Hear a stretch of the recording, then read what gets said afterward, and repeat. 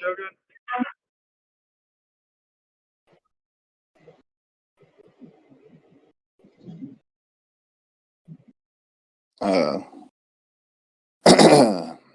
Welcome to the Temple Mount podcast. We are about to play a first session of Mage the Ascension in the World of Darkness setting, and we'll be recording these as we do them just for fun. So join us on the Temple Mount Discord server, Temple Mount YouTube, Temple Mount BitChute. That being said, welcome everybody. Thank you for joining us and playing the game. And if you're not part of the campaign, in other words, everyone other than Dude Missile, Shogun, and Grugpill should be muted, and Tios. And you guys can just listen in, but please don't speak because we're playing a role-playing game. So that being said, Dude Missile, you are Dungeon Master. Thank you for being the Dungeon Master. Yeah, I would just like to say to anyone listening, this is going to be a little bit of a messy first episode because this was a very spur of the notice kind of game. We decided like a couple hours ago we were going to play today, so I don't have any like prep notes. So this is going to be just me winging it. But yeah, it should be all right. Yeah, no, we're looking forward to it, and it'll be fun. So however you want to start us out, unless, Grug, you had something you needed to say? I just wanted to double check if you had my character sheet handy, because Yeah, I have both of your character sheets, but yeah, thanks for reminding me to get them out and get them ready to hand. Hold on a second. Yeah, here they are. I have them all, yeah. So, Mr. Dude Missile, feel free to take us into it however you want. Okay, 1 second. I'm just gonna 10 level 3. Shogo, it might be helpful, or might take some up your plate if you want to take a picture of it and then just put it in chat. How do I will, but If it's not easy, don't worry about it. Whatever's easier. How do I roll and then the dice? faces. You're cutting out. Yeah. Yeah, it's /roll tab, number of faces, tab, number of dice. Okay. I think if you type it all out, you have to type the D in there. But do not do XDY. It's DY space X.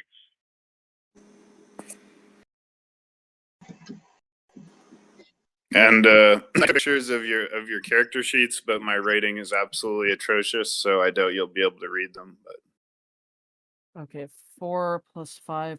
4 plus 5 is 9. So, what's the first month of summer? May. June. May. Isn't May spring?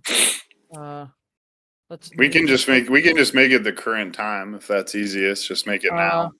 Like, I was going to make it June 11th, but sure. If you want to make it, yeah, so, no, it doesn't matter to me. Okay. The Grug. Also, if you could post do you have the character sheets as like do you have any way to post them so I can look at them? If you don't, it's fine. We can just I trust you guys, so but if you could get a picture of them or anything, that'd be great. So Grug, what's your character's name? My name is Raul Shanaterokar. I am a recently hired C3 agent of Sin. Can you get are you able to get closer to your mic? No. Is it bad? Okay, Grug. It is June 11th.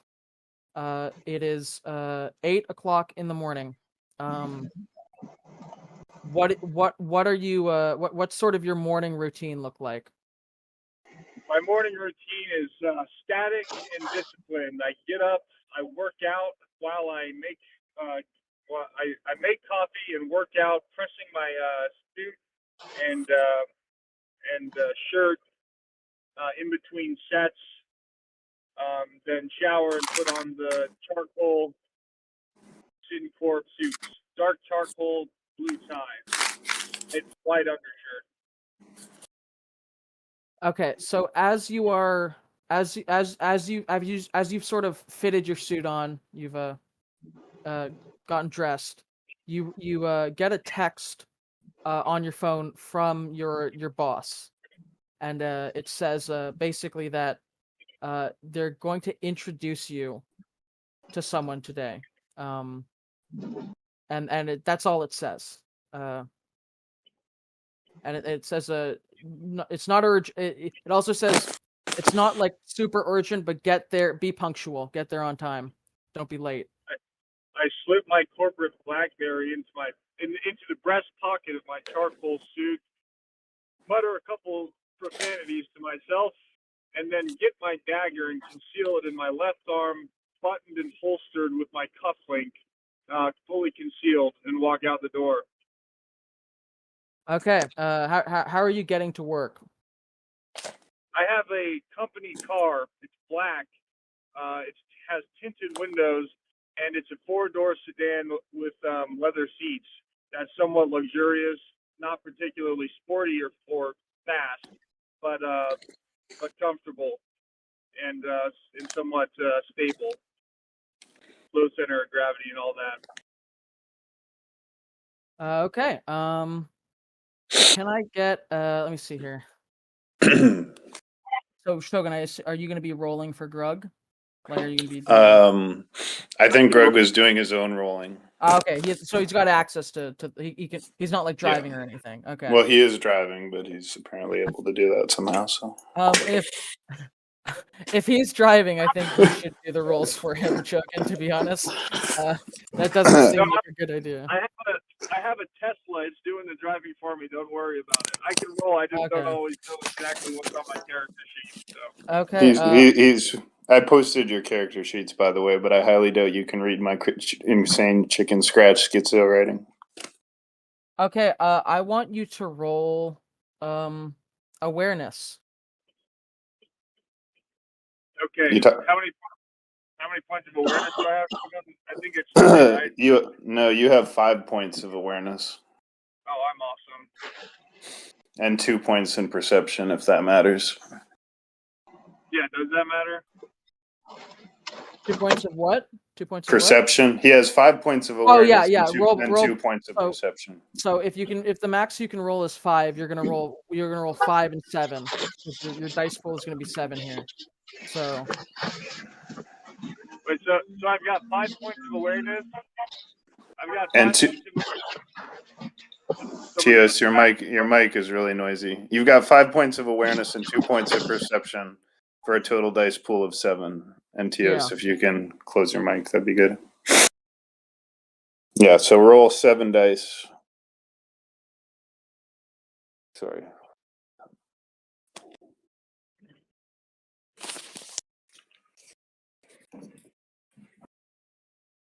I just got to get the command in here that I can copy for the future, but why is it not working now? I had it copied, so it was working.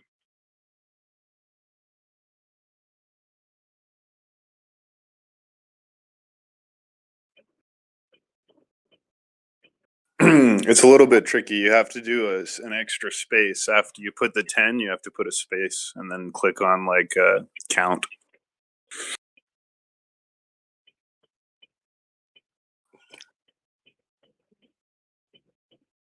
Hold on, this seemed to work that time. So you rolled 1, so you rolled 3. So if you want, you could do it 1 at a time, but you can do 5 at a time. So you failed your first roll. There you go. You get 1 more roll. So yeah, 1, 2, 3, 4. Yeah, you. Oh, okay. You got a 1 and a 10. So. Oh, I got a critical failure too. So, as you. Oh wait, yeah. So you got 1, 2, 3, 4, minus 1. So you got 3. Okay, so you notice as you're driving very briefly, that you're being watched by somebody. You're being followed, rather. But very subtly. There's a car behind you that looks a lot fancier than your car, actually. and it's keeping its distance, but it's following behind you. I make a few mental notes of the car and continue driving normally, just to see if they're still following me. And as I realize they are, I start making some random turns, doing some very obvious loops that would let the person know that I know that they're following me. There's no reason for them to be making the same circles off of the main drag that they're following me, and continue my route to work, or to the appointment rather. Okay, so as you continue going to work, you notice that the car has taken a turn left away from your route, and he's no longer following you. Make another awareness check.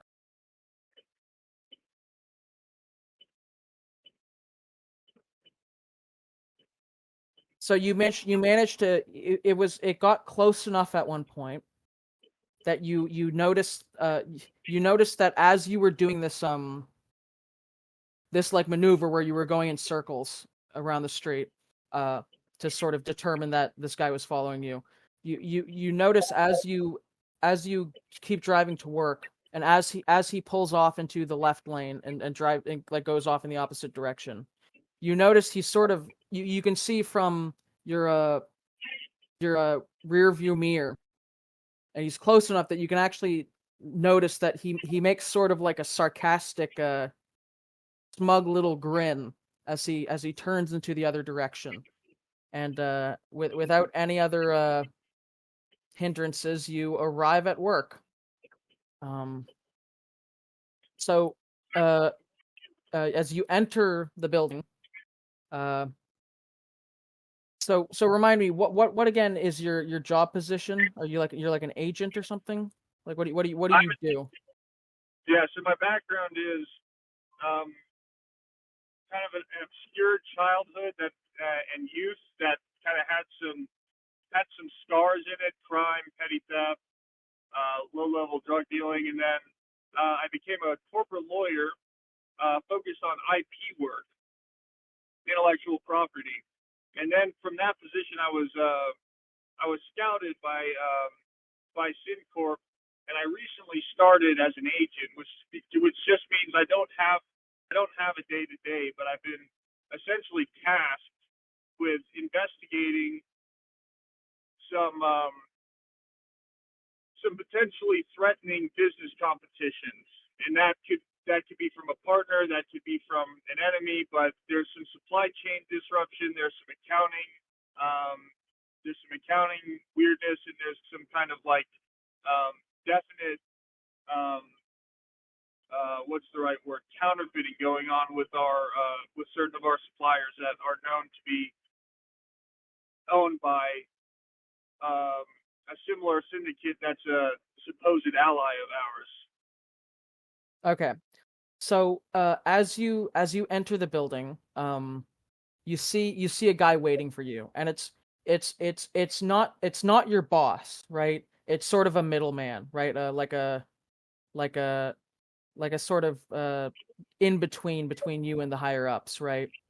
And he sort of beckons you over. And what do you do? I walk up to him in a stoic manner. When I get there, I flash him a wide grin and put my hand out. Say, "Hey, Smithy, how are you this morning?" He has sort of like a dismissive, like, oh, this guy's annoying me kind of facial expression. And he says, hello. Today we are introducing you to your bodyguard. He's been specially selected to aid you in your investigation. Could get quite dangerous out there, right? And when he says dangerous, he sort of gives like he tries to hide it, but he gives a little bit of like a little bit of a smirk, right? And so he says, "Follow me," right? And he leads you to the elevator, and when you guys get into the elevator, he hits the button to a basement floor that you've never been to. We'll say B3, right? As we head down the elevator, I quickly crack a joke and I say, "Hey, don't these things usually have music on them?" Okay. Would you hang on? Would you, roll wits? I think my wits are 2 or 3, Shogun. Can you tell me? Your wits are 3. You also have etiquette 2 and streetwise 3. Give it a wits plus streetwise. Streetwise 3 and wits 3 for a dice pool of 6. And my charisma's 4, right? Your charisma is actually 5. Okay, well, I just rolled the 6. That's fine. Okay. So 10, 1, 9. Okay, he sort of like gives a little chuckle, but then he immediately stops himself and looks grumpy, as though he's like doesn't want to laugh at your joke, but it was funny, right? And I'm gonna tell him, "Hey, I caught that," and then just go back to looking around in the elevator, waiting for us to get down there. Right, and he just sort of rolls his eyes. And okay, Shogun. Switching to you for a moment. Do you? So I assume you sort of. Where do you do you live at the corporation, or do you just sort of Yes, I train? live. Okay. I live in the corporation in a small bedroom beside the gym. I live in the dojo in a small living quarters beside the dojo in monastic kind of condition with just a bed and a bathroom. Okay. And that's so, in the corporation headquarters or wherever we are now, maybe. Okay. So as you so Shogun, what are you doing right now? So first of all, in respect to this operation, I've been given the designation Ghost. So that's the code name I've been given for this particular operation. I'm wearing like an athletic like hoodie and pantsuit and like running shoes, just like very athletic, high quality like clothing, as well as a black face mask that covers everything below my eyes, as well as sunglasses, as well as gloves, so that you can't see any exposed skin on my entire body. And there's a patch on my left shoulder that looks like a green and red series of branching arrows. It's like a military patch on my left shoulder. But I'm currently in the dojo awaiting Grug's arrival, because I've been told that this is going to be my partner, and that one of my duties is going to be his bodyguard and make sure that he doesn't get killed during the course of our investigations of supposedly Yakuza-affiliated corporations. So I have some knowledge of the Yakuza, and that's why I've been associated to this particular mission, because there's some suggestion that the Japanese or the Yakuza may be involved in the counterfeiting that Grug was describing. So I've been sent as bodyguard and muscle, and I'm currently awaiting Grug's arrival here.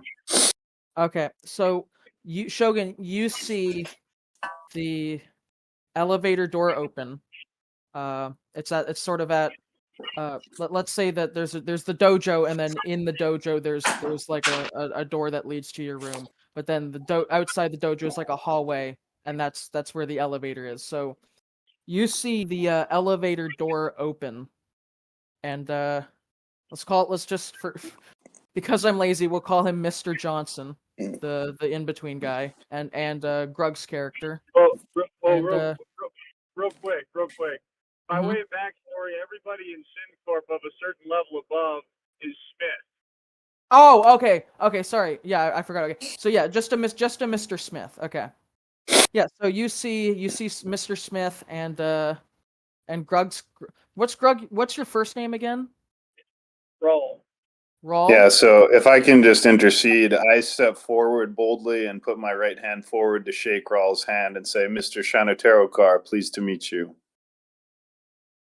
I shake it vigorously. Hey, you can call me Smith. Everyone else around here seems to. I nod and reach into my pocket and take out my holographic identification card, and I present it to you to be scanned according to company policy. Likewise, I do the same. So we confirm each other's identity, and I say to you, I've been given the designation call sign Ghost for the duration of this operation, and I've been assigned to ensure your personal security to the best of my ability during any possible dangerous investigations. As you know, there is a fairly actionable intelligence that there may be Japanese Yakuza elements and organized crime involved in the counterfeiting and debasement of some of our products. I will be assigned to your personal security for the time being. I kind of take all this in for a moment, expressionless, look him up and down. Hey, what's with the mask? What do you think this is, 2016? I give no response.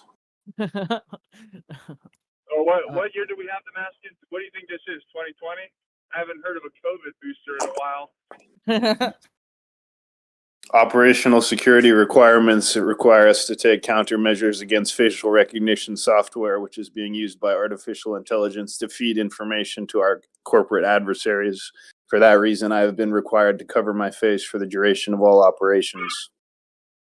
All right, whatever you say, Casper. So Shogun, your character, his operational tag is a ghost, right? His friends and people that actually know him as Shogun, but for the duration of this operation, he's been given a code name, which is Ghost. Now, is he a ghost, like a literal, like a ghost in the sense that like he's like off the books, like he doesn't have an identification. He's not correct. He has essentially he has a number, and his number that he uses is generally simply 0.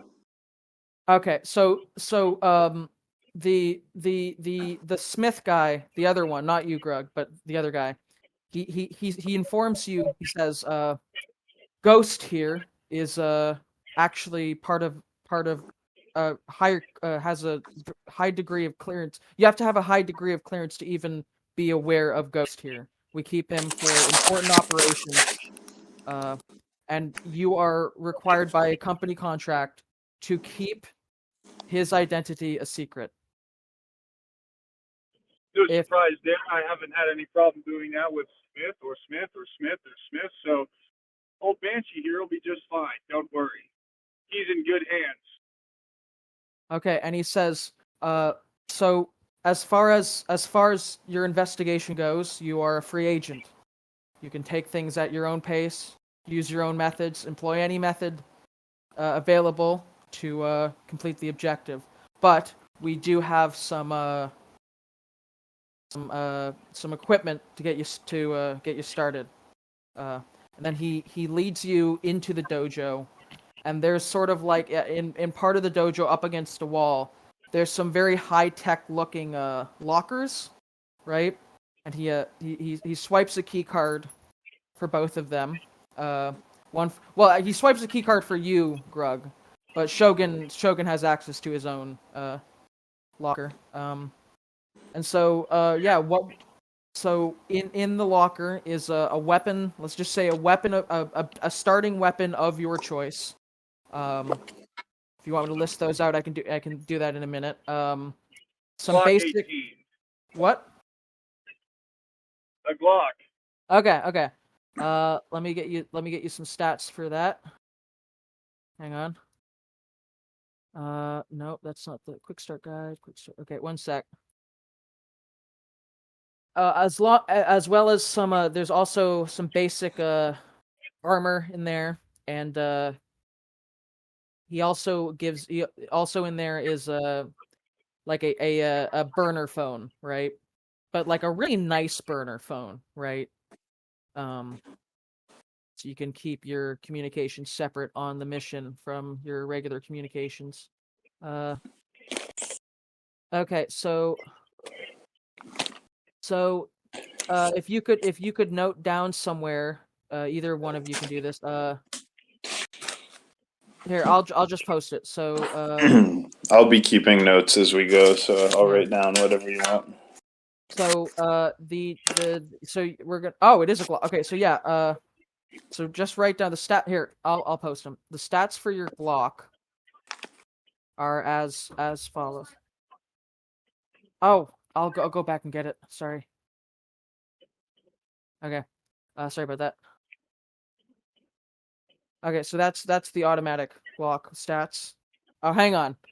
No, that's not gonna work. That's not even readable. Okay. So the damage is 4, the range is 20, the rate is 4, and the clip is 17 plus 1. Rate is 4 and clip is 17 plus 1. Yeah, so like as in like 17 in a clip, but you can load Yeah. one into the clip preemptively. Okay, Right? I wrote that down. Damage 4, range 20, rate 4, clip 17 plus 1. Yeah. Rawls Glock.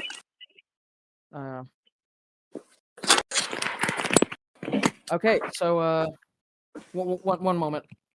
I take the gun out of the locker and make sure the chamber's cleared, load in the clip, and say, nothing like its reliability. And I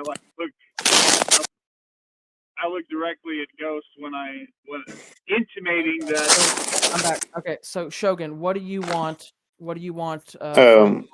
Just 1 second. Greg was making an action. If you want to repeat your action. Yeah, I'm looking at the gun and praising its reliability. It's high quality and reliability, and looking at Ghost and intimating that this gun is very reliable, but I still got my doubts about you. Okay. Without actually saying those words. Ghost gives no noticeable response to this and opens his own locker. He takes out 2 pairs of carbon fiber brass knuckles, which he places in his pockets of his hoodie. And he also takes out 6 shuriken throwing knives and puts them into slight concealed pockets on his, vest that he's wearing underneath his hoodie, which is a stab-proof vest. So he's carrying 6 throwing knives or shurikens, as well as 2 pairs of carbon fiber brass knuckles. And if possible, he wants to be wearing a stab-proof vest. Yes, we can say yes to that. But if it's a stab-proof vest, won't that mean that's going to be a different thing than a bulletproof vest, right? That's correct. He's wearing a stab-proof vest. Yeah. Okay. Right. Okay, and so with your equipment, the Mr. Smith says, "Okay, you guys are left. We're leaving you to your own devices now. And you guys, unless there's anything else, you guys have to do here in the building that you know about in lore that I haven't been privy to yet. You're free to go."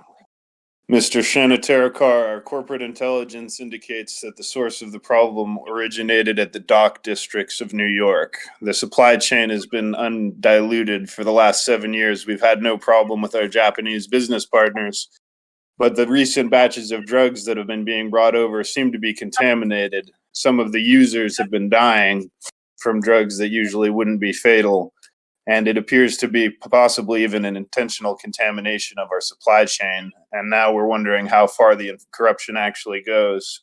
So our scientists are reviewing all our Japanese imports, but we're worried that they may be intentionally contaminating our imports.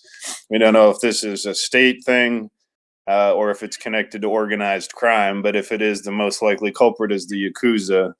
So my suggestion is we start by asking questions around the dock district. Maybe we can find some video footage or somebody who was responsible for signing off on receiving those shipments that were contaminated. If we start with them, maybe they'll lead us to the next link in the chain. He said, and then he says, "Oh, did you say that to the other guy, to Grug?" Or did you I said that to Grug. Okay. To Raul.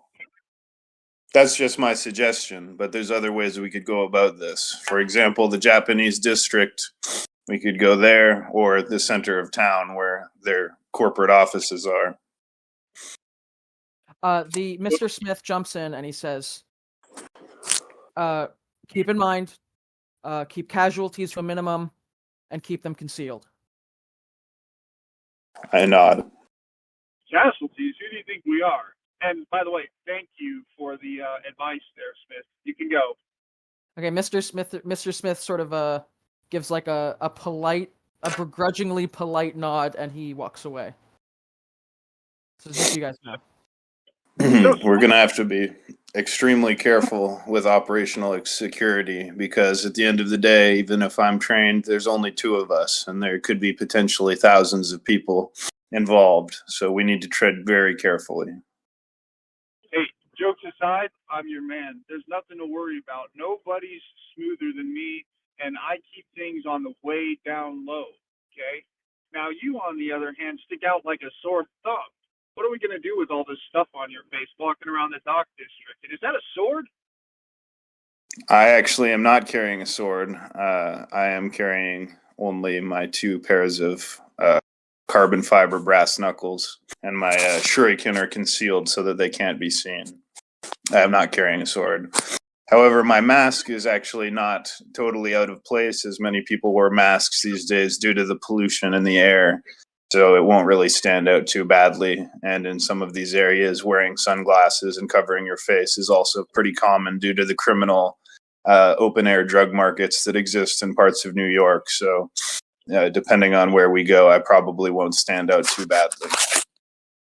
We might, however, look like a somewhat strange pair because you're wearing your suit and I'm wearing my athletic outfit. But nevertheless, stranger things have been seen in New York, so I'm not too concerned about that. Well, look at that. An answer for everything. You know, Vapor, you're pretty handy. I like your idea. We should go down to the docks. And by the way, on the report, it was my idea. Are you cool with that? The report? I don't do paperwork. I have people that handle my paperwork, so you can write things up however you want. I'm here for operational security and to make sure you're still breathing at the end of the operation. Someone in HQ thinks you have potential. They didn't tell me why. I'm sure I'll find out soon enough whether you have what it takes to make it in SynCorp. I've seen plenty of dead bodies. Remember what Miyamoto Musashi said? The path to enlightenment is littered with the corpses of the ignorant. So let's make sure we don't end up with the corpses of the ignorant. I have a bad feeling about this operation. Oh, there's enough glitter on the streets nowadays that it might even be hard to see. But I agree. Let's go. And so on our way out and up, I'm going to grab maybe a couple supplies from SynCorp that I would have access to. You know, this would be like First aid maybe kit. a drug.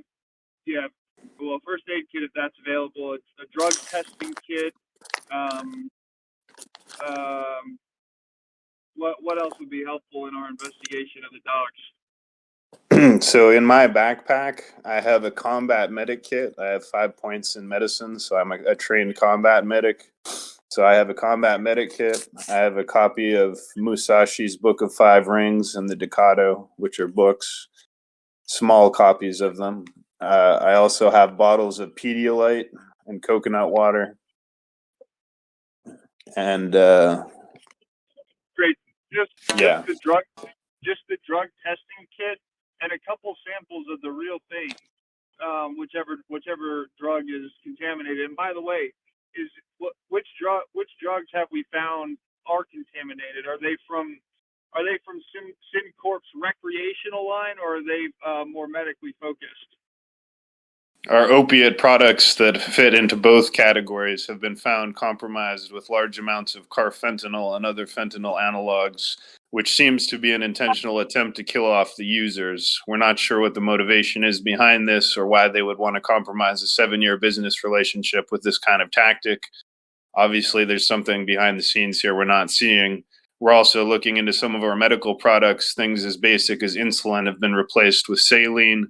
It's been done on a micro level, so maybe 1 in 1,000 products is diluted, but when you add it up over the entire supply chain, it adds up to millions of dollars of lost and stolen revenue, billions probably.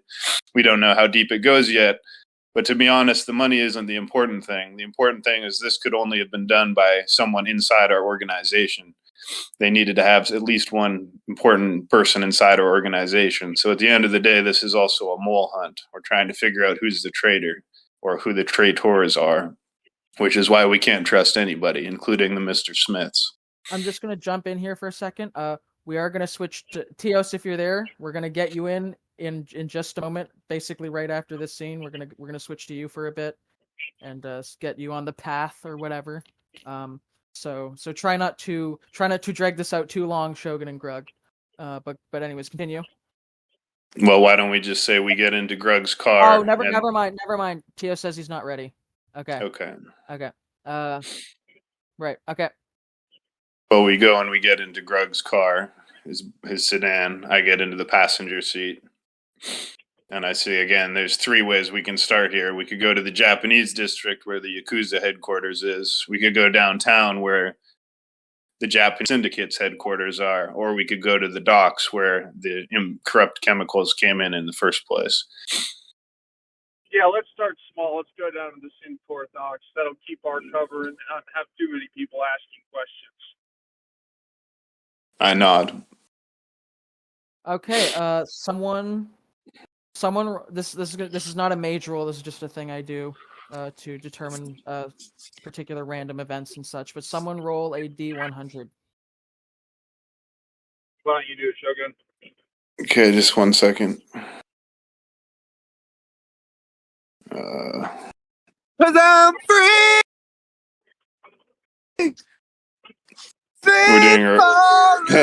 We're doing a recording right now. Don't do that. Okay, roll 100. Not a valid choice. Roll 100. There we go. I have rolled 36. 36. It's not very good. So so as you are driving, Grug, you see again this car that you saw earlier today, and it's following you again.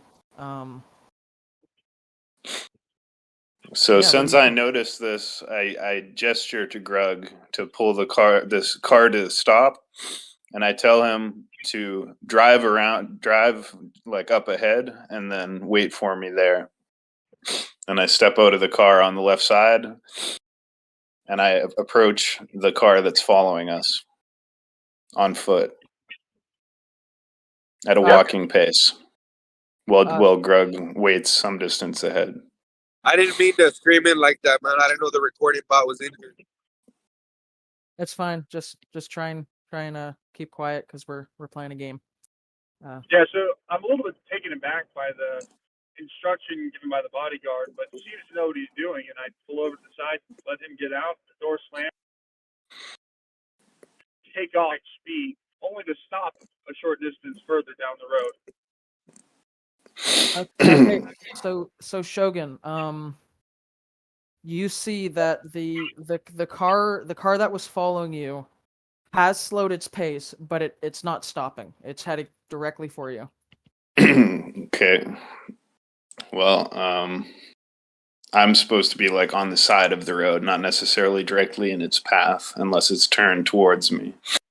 So I'm on the side of the road, not in front of the car. Okay. Right. Yeah, but I'm basically just walking towards the car and looking at the drivers. Quick vote. If Valen finishes his sheet, can he join? Like Valen. Sure. Valen, you'll have to finish it on your own because we're in the middle of the game. But if you can finish your sheet, we can. Anyone who can make a sheet can basically join at some point, whether an hour later. So again, what I'm doing right here is I just told Grug to kind of pull up ahead and wait for me. Then I got out of the car on the side of the road, and I'm walking towards the car that's following us. My intention in doing this is to get a visual imprint of who exactly is following us. I'm trying to see their faces and memorize them, so that we can potentially identify who's following us. My own face being covered.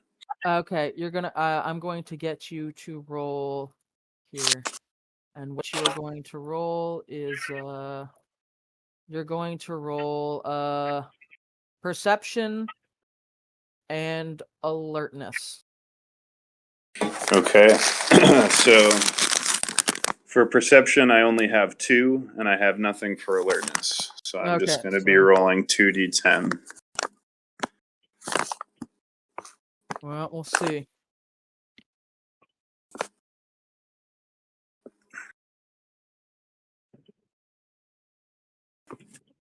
$10 and $7. Okay, so you notice that There is one driver in the car. There's no one else in the car but that one driver, and he's got you can't quite visually read it, like you don't quite understand what it is, but he's wearing some he has a strange getup on, and he's got some sort of shades and like a trench coat and some sort of what you can only guess is maybe some sort of body armor, right? But you're not quite sure what it is. Okay, so I would like to use my magic sphere of time, which I have a sphere of 1 in, to slow down time a little bit to assist me in trying to open the door of his car, and if that fails, to break open his windshield with my carbon fiber brass knuckles. In fact, I'm not even going to try and open his door because it's obviously going to be locked. What I'm going to try and do is break his passenger side or his window with my carbon fiber brass knuckles. So I don't know if one sphere is going to be enough to slow down time, but you could heighten your perception of time to maybe act more alertly. You know what? I made a mistake. I was looking at the wrong sheet. So I have 2 points in force. So what I'd like to do is try and use 2 points in force to see if I can strengthen my punch hard enough to break what might be bulletproof glass windows. Okay. Let me.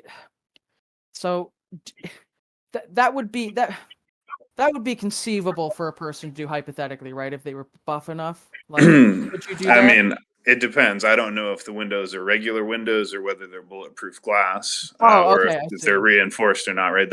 I wouldn't know that. I'm just saying that just in case they are reinforced windows, I'm going to reinforce my punch with 2 points of force.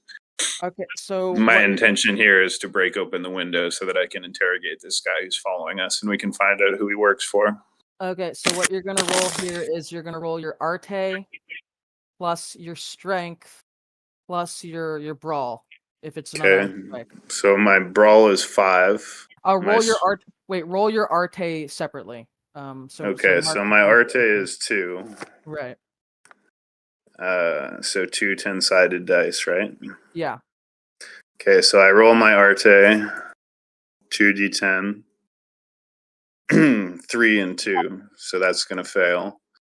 But can I roll my Strength plus Brawl? Yes, you can still do that. It's just that this is going to be basically a regular punch. So Shogun, you try to you try to like channel your magical energy into your fists, but you haven't had practical field experience. You haven't had to do this sort of on the fly under pressure in a while, so you can flub it and you don't quite get it channeled properly. Okay, so I have a total dice pool here of 9, so I'm going to roll 5 and then 4.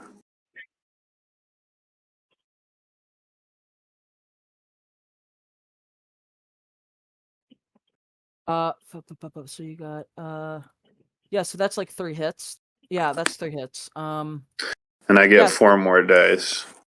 What? You're rolling another 4 more? Yeah, I have a Brawl of 5 and Strength of 4. Okay, 1 sec.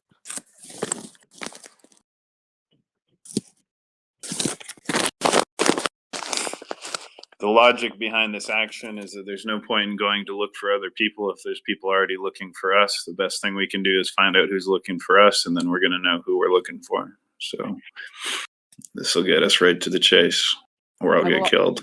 I will also mention that you did fail that magic roll, but you didn't botch it, right? So what a botch is a botch is all about the ratio of ones to successes, right? So you didn't roll any ones. So even though you failed that spell because it was coincidental and you didn't botch it, you don't get any paradox. Does it cost me a point of quintessence or something? No, it would have generated paradox had you rolled a botch, right? Right.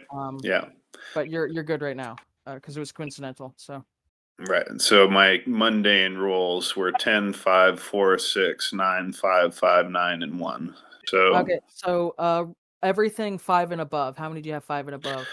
1, 2, 3, 4, 5, 6, 7 minus 1 critical failure. Okay, so so 6. You got one. And You got carbon fiber brass knuckles Right. technically are Yeah, very so- hard. So Yeah, so you just go right through the thing. It just completely shatters. Right. What do you do next? I mean, my intention here, if possible, is to enter the vehicle. So I'm going to try and ninja jump into his moving vehicle. Okay. Because let me check something here. Let me see. like what I would be able to do is grab the inside of his window with my hand after breaking the window and then pull myself in through the window. So again, I want to make a dexterity roll. Okay. So I have dexterity of 5. This is quite reckless, obviously, but get to the chase. I would say let's make that a dexterity plus athletics. Would be best. Okay. Let's see here. Okay, so for me, I have dexterity 4 and athletics 3, so that's a dice pool of 7. Okay. So roll d10.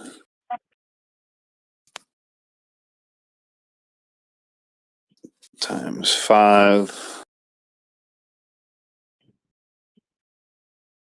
Roll d10 times 2.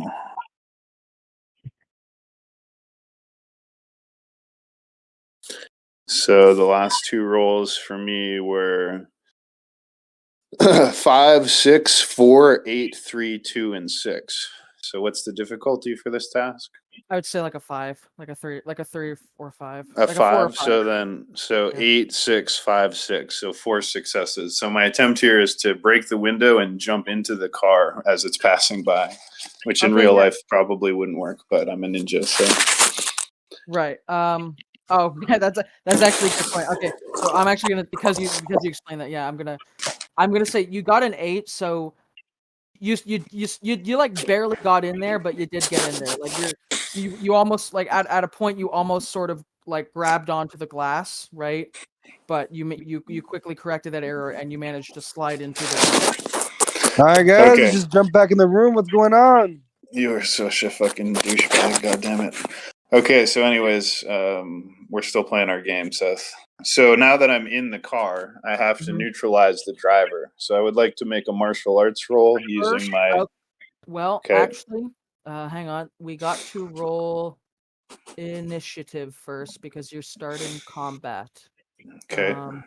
So you're going to roll 1 dice, and then we're gonna roll 1d10 and add that to your dexterity plus wits dice pool. So if you have say a wits of 2 and a dexterity. I rolled a 10 on the 1d10.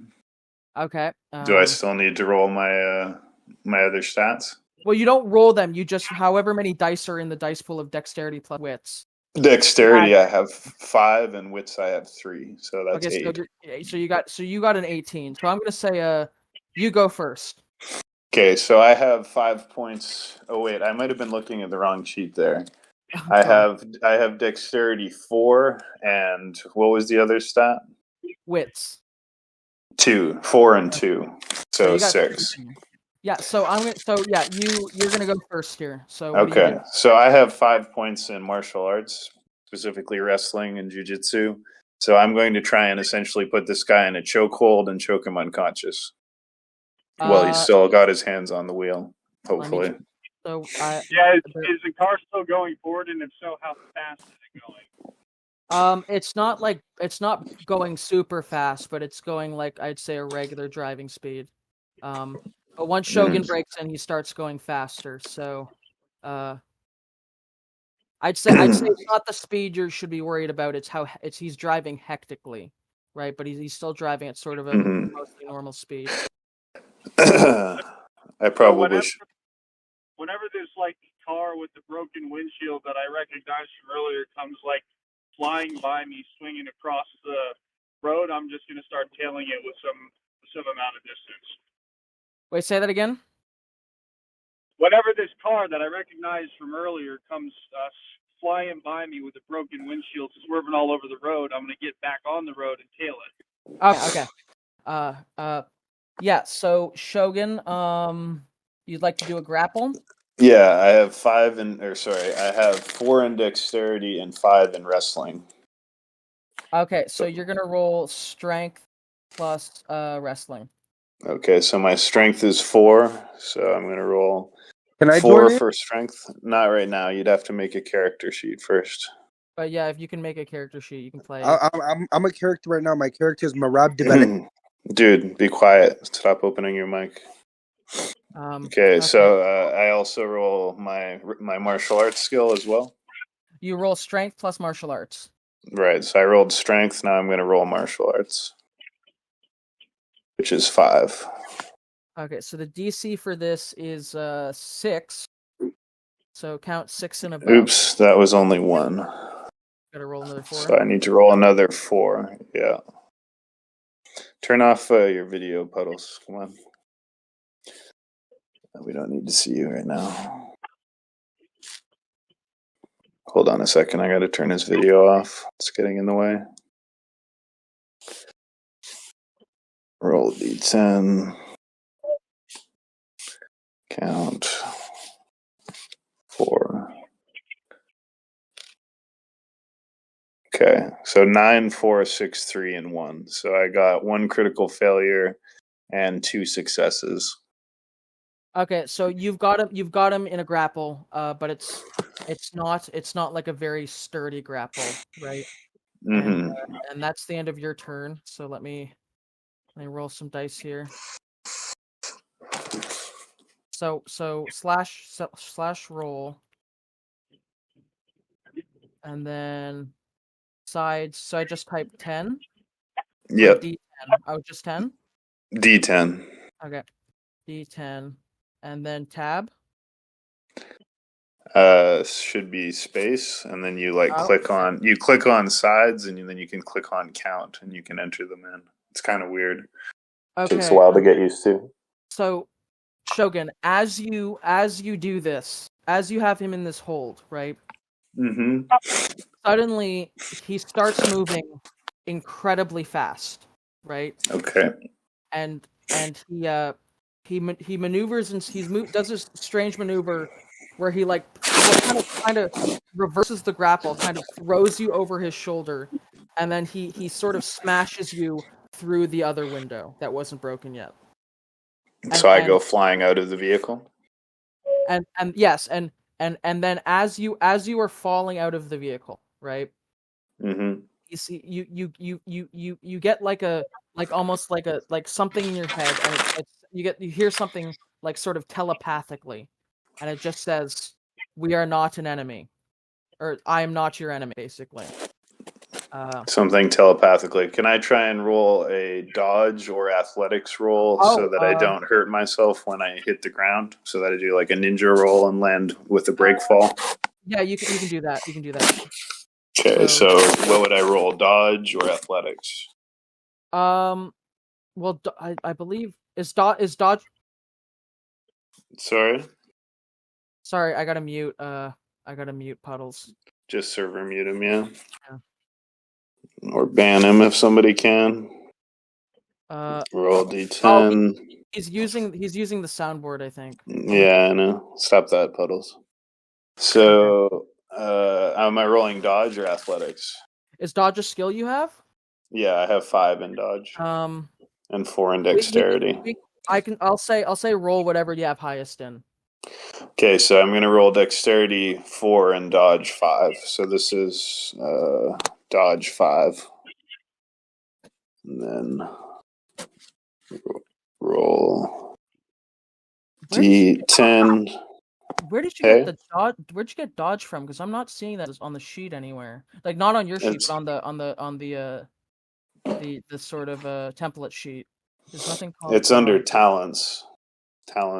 But there's 2. You posted 2 different template sheets. They're slightly different from one another. Oh, okay. But mine is got dodge, so I put 5 points in dodge.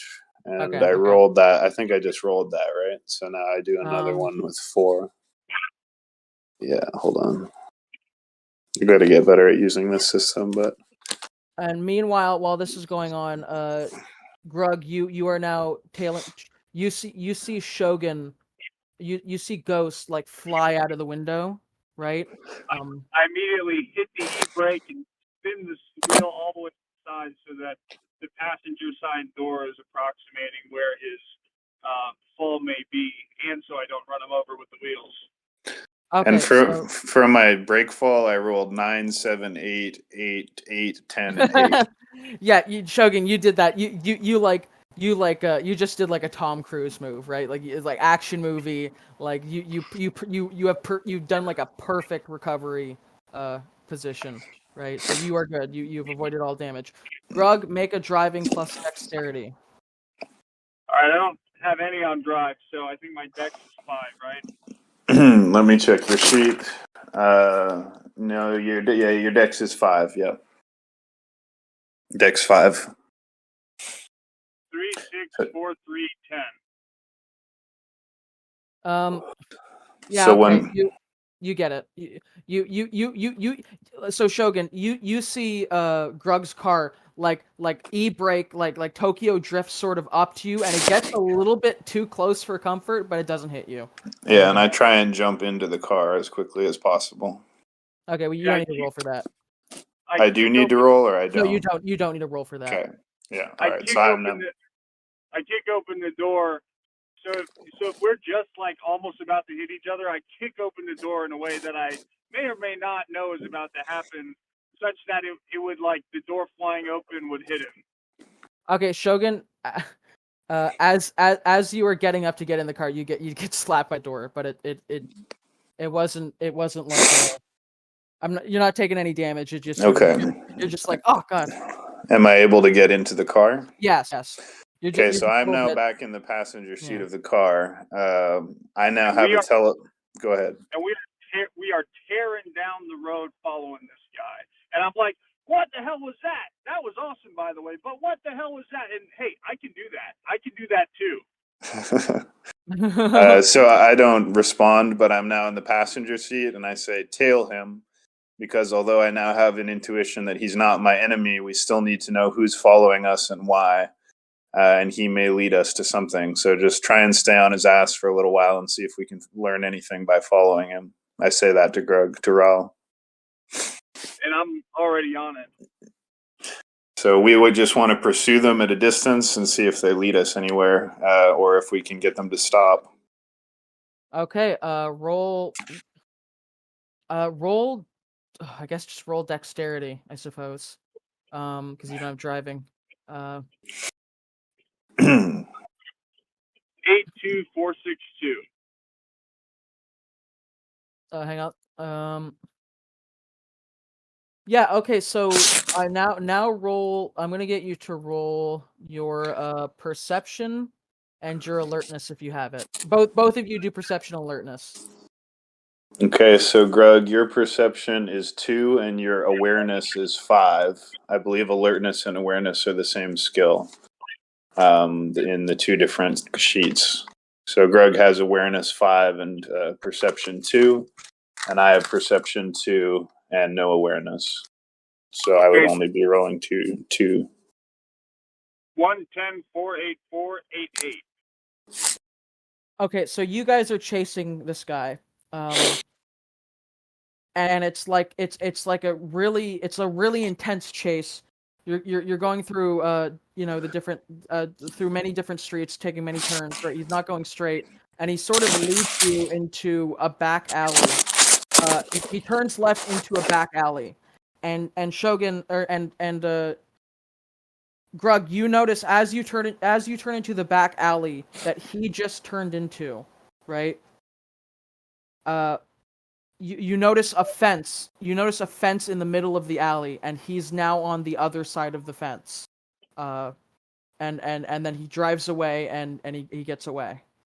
So it was like a supernatural occurrence, sort of like the fence appeared and he drove through it, or he drew through it, like supernaturally.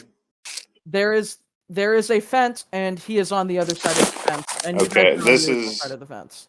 All right, well, we're not going to get him now. I was going to try and throw a shuriken at his wheel and see if I could pop it, but can I try and throw a shuriken at his back tire through the window before he gets away?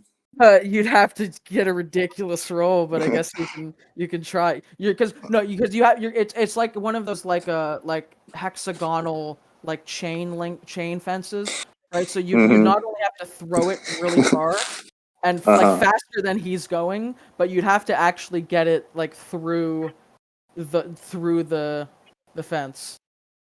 Well, I'm gonna try anyway because why the hell not? I'm going for it. I'm going all out on this. No, I Okay, failed miserably. did you want to use do you want to magicify it? Is there any No, way you that's okay. I'll accept that he got away. I tried. Okay. At least we Yes. know he wasn't an enemy, and he's also a mage. Okay. I'm like, Hang on, guys. Just give it a second. Give me a second. Okay. So you see in the distance, as the car is driving past the other side of the fence and through the alleyway, out of nowhere, an RV stops in the middle of the alleyway, and the car crashes into the RV. Oh shit!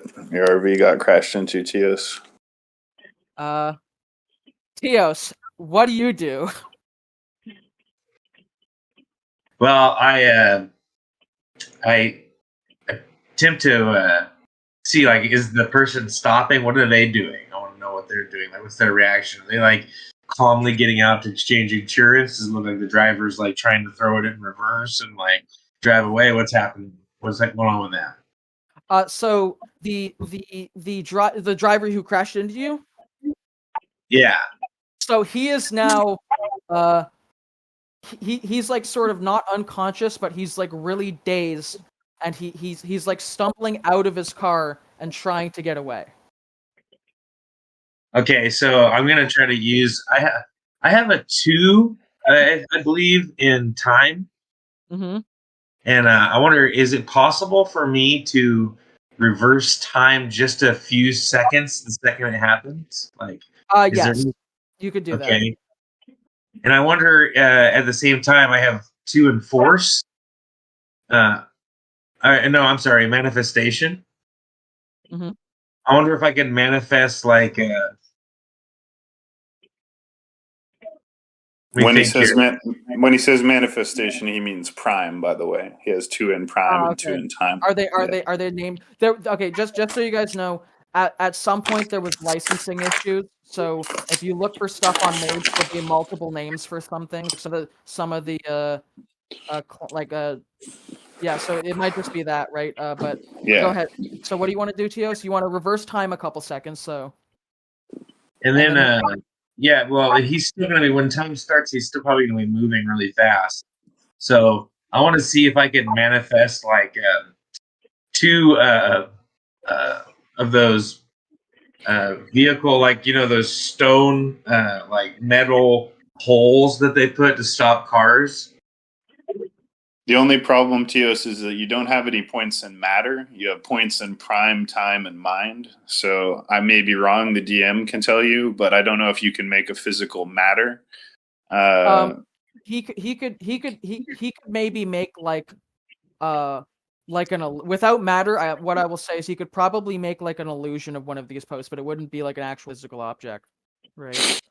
If you can just rewind time a little bit, maybe your car won't get hit.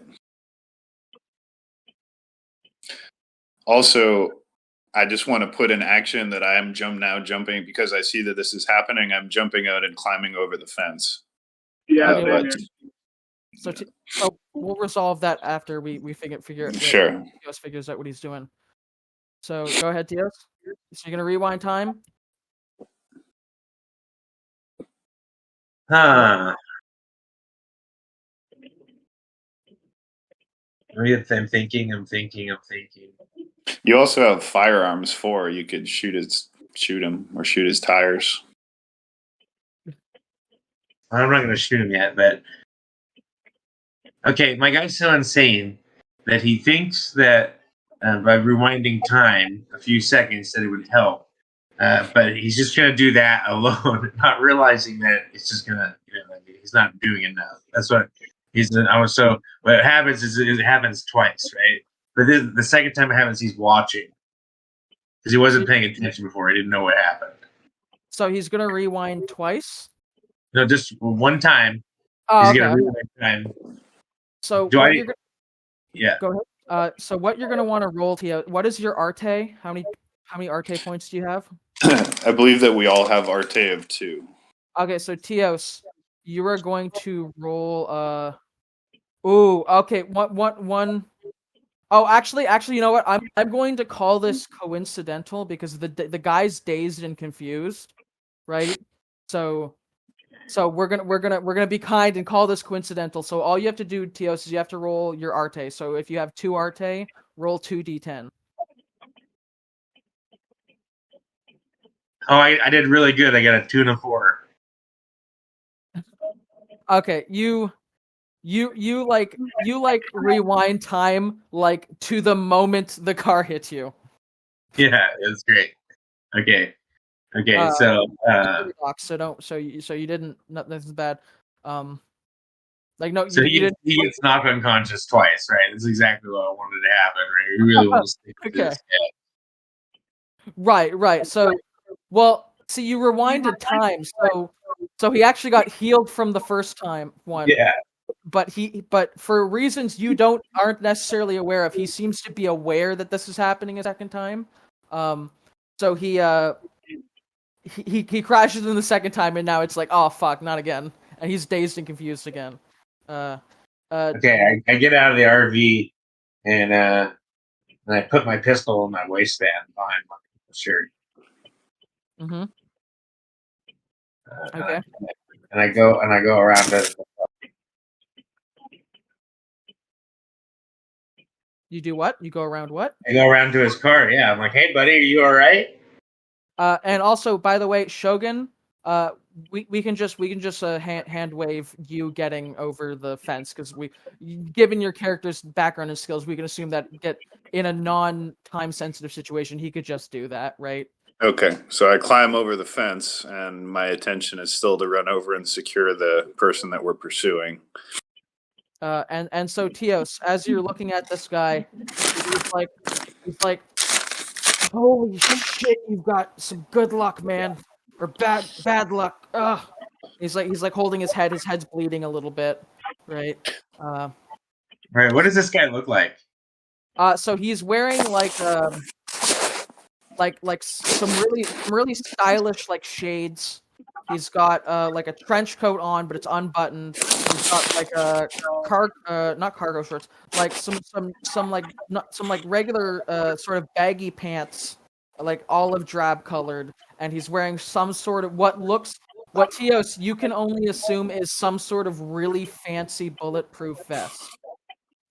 Okay, once I see the bulletproof vest, I snatch him out of the car and I'm screaming, "Are you with McDonald's? You want my napkins?" Right, and I'm pulling him out of the car and trying to place him on his back. And I want to assist in this if I can. So you're harassing him just to find out if he's a member of McDonald's, and you're rolling him onto his back. I'm pulling him out of this car and then like throwing him on the ground on his back. Yeah. Oh, okay. And I'm ready to assist if necessary. Okay. Yes, he's so you see this guy, and he just says, like, he looks very confused. He's like, McDonald's? What? So has Grug gotten over the fence as well? Did he want to get over the fence?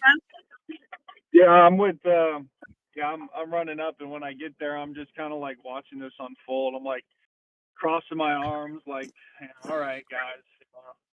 So I'm going to say to Grug, go inspect his vehicle. Go look inside his vehicle and see if you can find any documents or driver's license or anything like that while I help hold this guy down. All right, you want to do that? Should I roll to secure the guy?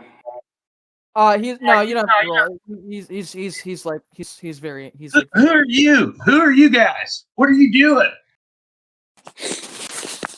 You're asking us that? Yeah. I say we're in pursuit of this suspect. Thank you for your assistance. We don't mean you any harm. You're not part of this. So he wasn't after my napkins? We don't know what he was after yet. We're trying to find out for ourselves. We have to interrogate him. I knew it was after my napkins. I knew it. Absolutely knew it. So we need to interrogate this individual. But You want to take him inside my RV? Yeah, we'll bring him inside the RV. And then we need to get out of this area so that we don't get arrested. But first, we need to wait for Greg to see if he can find any documents in the car. So, let's put him in the RV. Let's handcuff. You got handcuffs? You cop? You police officer? Let's put him in the RV. I do not have handcuffs, but I can take my belt off and secure his hands behind his back. Okay, so you guys, I'm just gonna throw out. Is Grug gonna like go lock the car, and just leave it parked there? Like, what are you guys doing with the car? Yeah, I'm leaving my car in the alleyway, making sure it's locked, and going through his car for any notable items. Okay, so Grug, you find a couple. They look to you like gadgets in a James Bond movie, but you can't exactly decipher what they do. But you also find an ID card, and on the ID card it says it looks sort of like an FBI badge type thing, and on it says it says the name John Gandy. Dude, does this card have the holographic scanner that our SynCorp cards have? No, it does not. Can I take the guy's high-tech flak jacket that he's wearing off him and wear it myself? Yeah, sure. Okay, so I rob him for his flak jacket and put it on because it looks awesome. The guy's how bulky are you, Shogun? 200 pounds, 6'4". Okay. Yeah, so it's a good fit. Like the guy's a similar stature to you. Okay, so we hustle him into the RV. We hustle him into the RV. We bring the gadgets that Grug found, and we say, "Let's get the hell out of here before the cops show up." Or that's what I say, anyway. Okay. When I get into the RV, I look Shogun up and down and go, "Hey man, you look pretty good. Did you get a haircut?" I nod without any further recognition of the joke. And then I turn to the crazed guy screaming about napkins. Mr. Smith, I presume. I swear to God, if you guys touch any of my goddamn napkins, I'll shoot you in the head. All right. What's your name? My name's Rupert. Let's get this guy somewhere we can figure out why he wanted my napkins. And I go to him and sit down in the driver's seat. I said, I want to say something to Tios' character. So I say, Rupert, if you help us get out of this, I'll get you all the napkins you could ever want. You have my word. Oh, I knew this day would come. I knew this day would come. And I just get in the driver's seat. Okay. So Tios, if you want to give us a description of this RV and sort of what the little layout is here.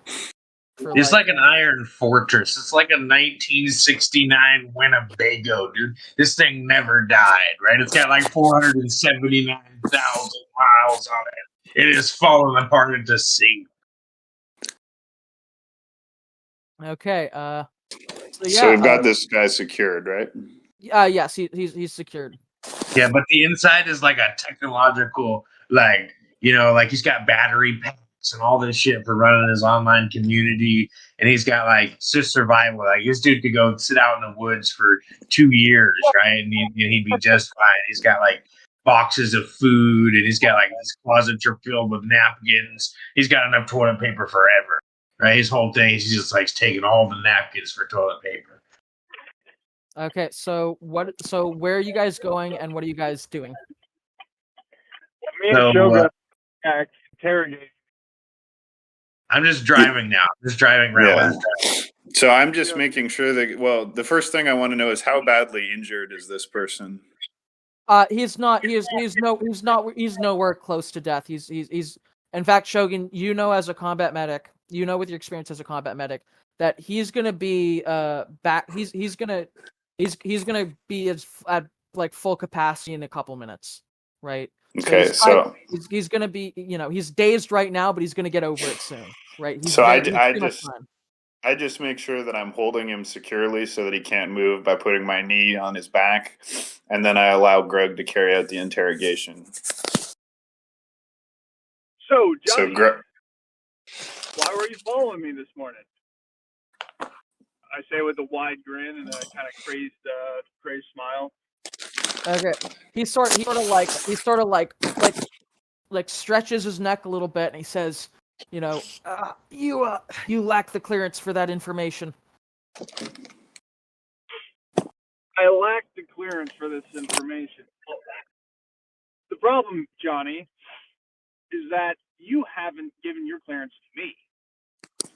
So, I suggest you start talking very quickly because we can very easily make you die. And he says, "Oh, good luck with that." so you have an investigation ability of sorry. When he starts mouthing off, I kick him as hard as I can in the face. Okay. Hang on. Roll your. We're gonna make. It's not gonna be combat because he's disabled, restrained. but we are gonna make you do an attack roll. So you're gonna roll. So you're gonna roll your strength plus your brawl. Okay. Can I use melee instead? I'm a little bit confused on the difference between melee and brawl. I put it in the melee is for your knife. Okay. Yeah, melee would be for a weapon. Brawl is like if you punch him or kick him. It's like you're sort of being a martial, being like a fighting your own body would be brawl, basically. So you have strength of 2, so you can roll 2d10 to kick him in the face. Okay. Roll side. I lost my copy ability, but okay. Roll side d10 space 2. So this guy's restrained on the ground in the back of a moving, bumping, bouncing Winnebago, hands bound, knee in his back on the ground. I go for a kick. I roll. Okay. 7. Why did I got what? I only rolled 1. Hold on. Roll side d10. And I guess I'll just do that for now. Another one. Okay. So when you kick him, what's your technique for kicking him? Is it like flat foot, or are you kicking him with the tip of your toe, like the tip of your boot? How are you kicking? Yeah, I'm kicking like cowboy boots, but they're city style boots, like right across. Okay, so here we're gonna get into damage types. So do you guys all have a damage tracker on your sheet? Shogun, you'll have to do this if no one else can. How many health points do we get? So there's no health points per se. There's health conditions, right? So you should have a box that says there's bruised, which is -0, hurt -1, injured -1, wounded -2, mauled -2, crippled -5, and incapacitated. And next to all of those should be a box. So it goes bruised, hurt, injured, wounded, mauled, crippled, incapacitated, right? Okay, say that again. Bruised, hurt, injured, crippled, mauled, and incapacitated. Bruised, hurt, injured, wounded, mauled, crippled, incapacitated. Okay, I'm gonna have to write that down on a new piece of paper so bruised, injured. Make sure it's in pencil. I am bruised, injured, wounded. Bruised, hurt, injured, wounded. Yep. Mauled. Yep. Incapacitated. Crippled, then incapacitated. Crippled. Okay, so I've made this, and then I'll make incapacitated, and then there's raw, Teos, and ghost for each of those. Okay. Okay. Yeah, got it. So they and next to bruised, it should say -0. Okay. Next to hurt, it should say -1. Okay. Next to injured, it should say -1. Okay. Wounded and mauled are -2. Got it. Crippled is -5. Okay. And you got a box for everyone. Yeah. Okay, so the three different. So we're not going to explain it too deeply right now because it doesn't matter.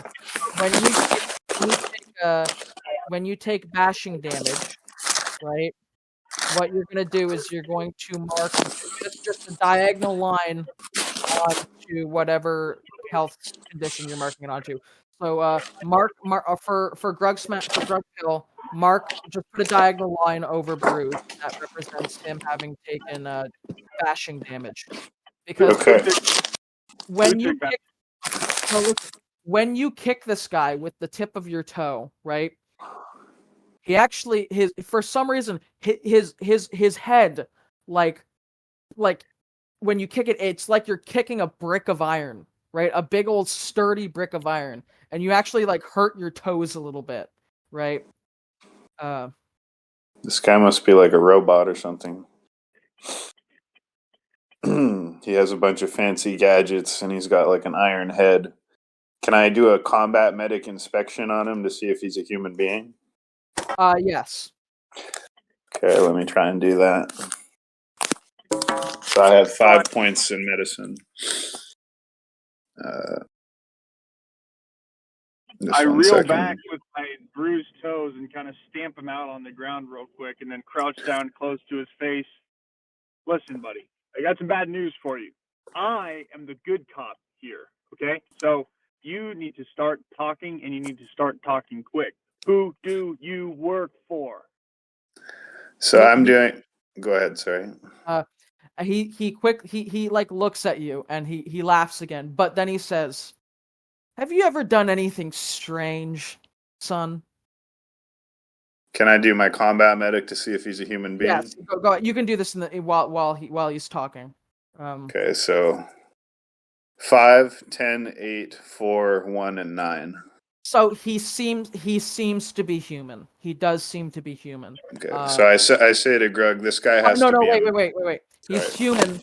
He's human, but there's something odd about his skin. He seems to be augmented in some way you can't exactly tell, but it seems to be sort of scientific, basically. Okay, this guy's a mage, I say to Grug, and I say, according to our corporate intelligence, he's most likely identified with the Sons of Ether tradition, one of the rival traditions, or at least they're one of the factions in the city. This guy's got to be a Sons of Ether. He's got the gadgets. He's got the robotics. That's my estimate at this time. Does that mean anything to you? I ask the guy. He says, "Oh, I see you're initiated." And then he says, "I've been briefed." And he says, "Clearly not enough." I nod.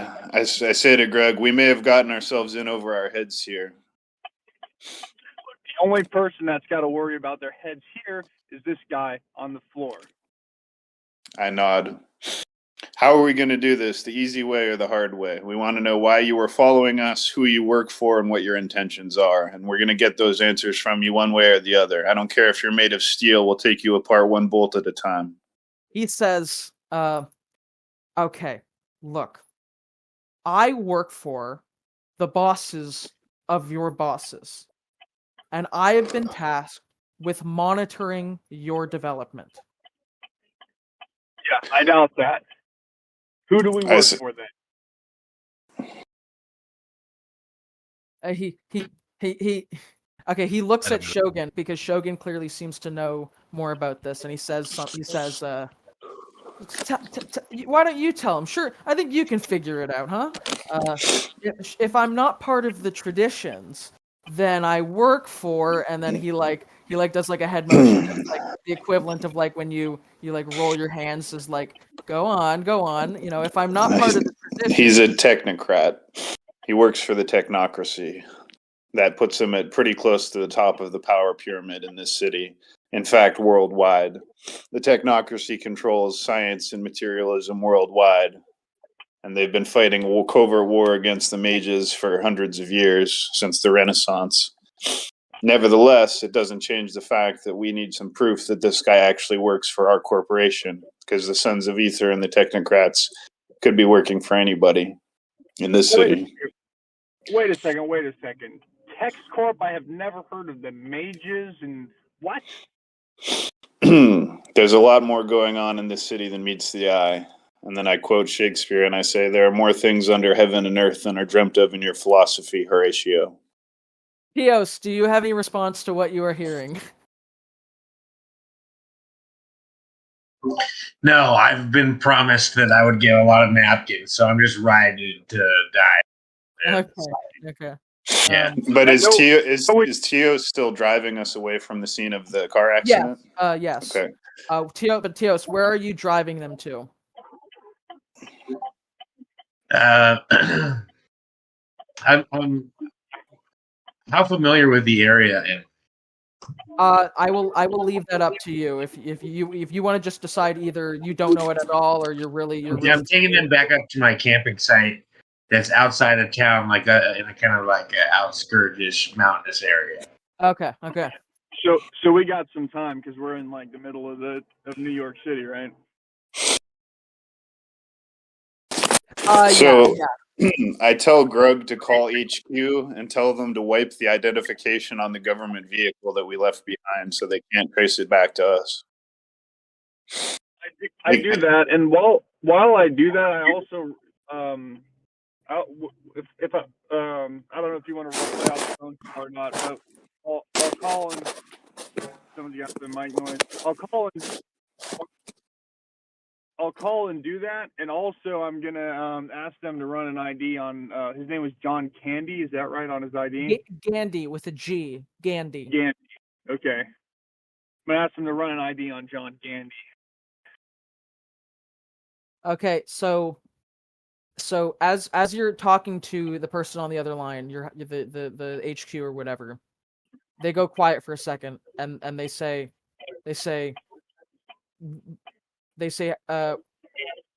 why are you asking us about John Gandy? Oh, just a little car accident. Okay, and he says you are to follow this direct. This is a direct order. Do not let go. If they just say he is above your pay grade. Do not get in his way, and do not they said do not get in his way, basically. So I take off my vest that I stole from him and give it back to him, and I say, you're cleared to go. We apologize for the misunderstanding. You have to understand operational security comes first. You've been cleared by HQ, and then I offer to give him first aid if he wants. Should I do first aid on him? Yes. He says okay. That would be great. Okay, so I roll 5. I roll 5 for medicine. Okay. So I take a step back and lean against the wall, kind of assess the situation. If you're such a great whatever you are, how come we got you? You ever hear of dumb luck, kid? It's a real bitch. Yeah, I don't believe in luck. So I rolled a 10 and a 7 and a 5 for his medical hits. I try and bandage up his head and disinfect the wounds that he may have. Okay, yeah, you patch him up all good. You disinfect everything. You're good. Okay, and we return to him his possessions that we took from him. Right. And then I guess we let him off wherever he wants. Where do you want to go, brother? He says where. He said, okay, Tios, it's up to you. Where are you guys currently, Tios? Like, if you were driving from the inner city to your hideout, where are you right now? Well, we're driving to the hideout. Are we there yet? Let's say you're on the outskirts of town, but you're still in town, and he just says, "Oh, Anywhere. Just let me off here. All right. Smack in the middle of the Brooklyn Bridge. How about that? So we Okay, so you guys want me to stop somewhere? yeah, stop anywhere and let him out. We apologize again for the misunderstanding. You can never be too careful in this business. And he just laughs and he says, he just says, you're less of a rookie than he is. And then he sort of motions to Grug. Okay, I want to see if I can use a perception check to see if this guy's lying. Okay, yeah, sure. Okay. What am I rolling there? You're gonna roll perception. You're gonna roll. I'm gonna say. I don't know if it'd be perception. I would say probably wits would make more sense. It's not like you're looking or hearing anything. It's like you're thinking about it. So Rupert Sheldrake has wits and perception of 2, and he also has alertness of 4. So does he have any awareness? I believe that alertness and awareness are probably the same thing. I'm not sure about that. On this sheet I'm looking on, they're both there. Alert, they're both here, right? Okay, so maybe he just rolls 2. Well, Tios, you also have mind magic, so you could like read this guy's mind potentially. I don't know if we're allowed to like cross-talk like this. Oh, that's called metagaming. But if you're if you're gonna do something in character that that someone else's character would know, but you wouldn't, that's bad. But if you're giving someone a suggestion on what they could do, that's fine. Right. So that's all good. Right. I mean, I'm including that all in one here. Kind of like, what do you want me to roll? Like, my guy has mind magic and he's got high alertness, right? And I just want to see this guy lying. So I got how many D10 do I roll? So do you want to read his mind, or you just want to intuit, or do you want to do like a combination of both, where you like a combination of the situation. My guy uses his magic intuitively. So you're gonna roll your Arte, which is 2. You're gonna roll 2. Just do that first. 2d10. 4 and a 1. So I had a critical failure. Yeah. So you can't. So your magic failed there, but it was coincidental. So not even just that it was coincidental, but this guy's a mage, so vulgar magic isn't really that much of a risk here. So you failed your check, but now we're gonna get you to roll perception 2. Either perception or wits or whatever you have. Yeah, they're the same. So okay. Either way, you roll 2 more d10. And awareness, if you have any awareness. He only has alertness, and yeah, that's all. Yeah. Okay. So just roll 2d10. Oh. Okay, Tios. You don't. Here's what I'll say: is you don't trust him, but you don't think he's lying. I say it's obvious this guy's with the technocracy. We've probably already stirred up a hornet's nest here. We should get out of this area as quickly as possible and carry on our investigation. And then I say, over the RV.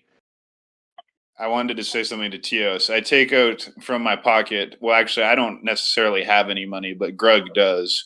So I say to Tios, you're obviously a useful character. If you're willing to stick with us, so we can make it very much worth your while. How does $1,000, or I don't know, how does $5,000 sound? Yeah, that sounds like I could get a lot of napkins. I say stick with us, and we'll make it worth your while. Understood? Right. So you guys are pretty sure he wasn't after my napkin. Doesn't seem like it. If you want, we can stop and pick up some napkins on the way out of this area. Okay, so I pull over the RV so that guy can get off. Okay, he gets off. He says, and he looks at you, Shogun, and he says, "I'd be careful if I were you." I nod and say, "Always am." And then he smiles, sort of not really a sarcastic smile, more of like a somewhere between a cheeky and a creepy smile. And then he walks away. And after a couple moments, you realize you actually can't see him anymore, and you there's not exactly anywhere he could have gotten to that fast. So I debrief quickly with Grug and Tios, and I say, "This may be above your pay grade, but today's your initiation day. There's some people out there who have abilities that ordinary people don't have. You happen to be one of them. That's why Syncor recruited you, just like they trained me. That man also had abilities, but he represented another corporation or interest above our pay grade. HQ cleared him, so he must have been telling the truth when he said he was following us to monitor our progress. If we get lucky, they'll let us slide on punching him in the face and crashing his car. But we better watch our step. Everything that we did was well within protocol.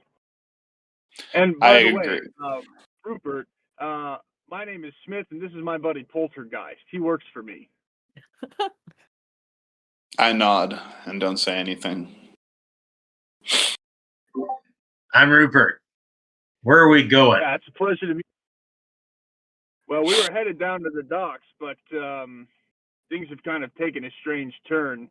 And we're going to meet with some corporate types. If you want to hang out with us, can you change your clothes and take a shower and shave and get a haircut?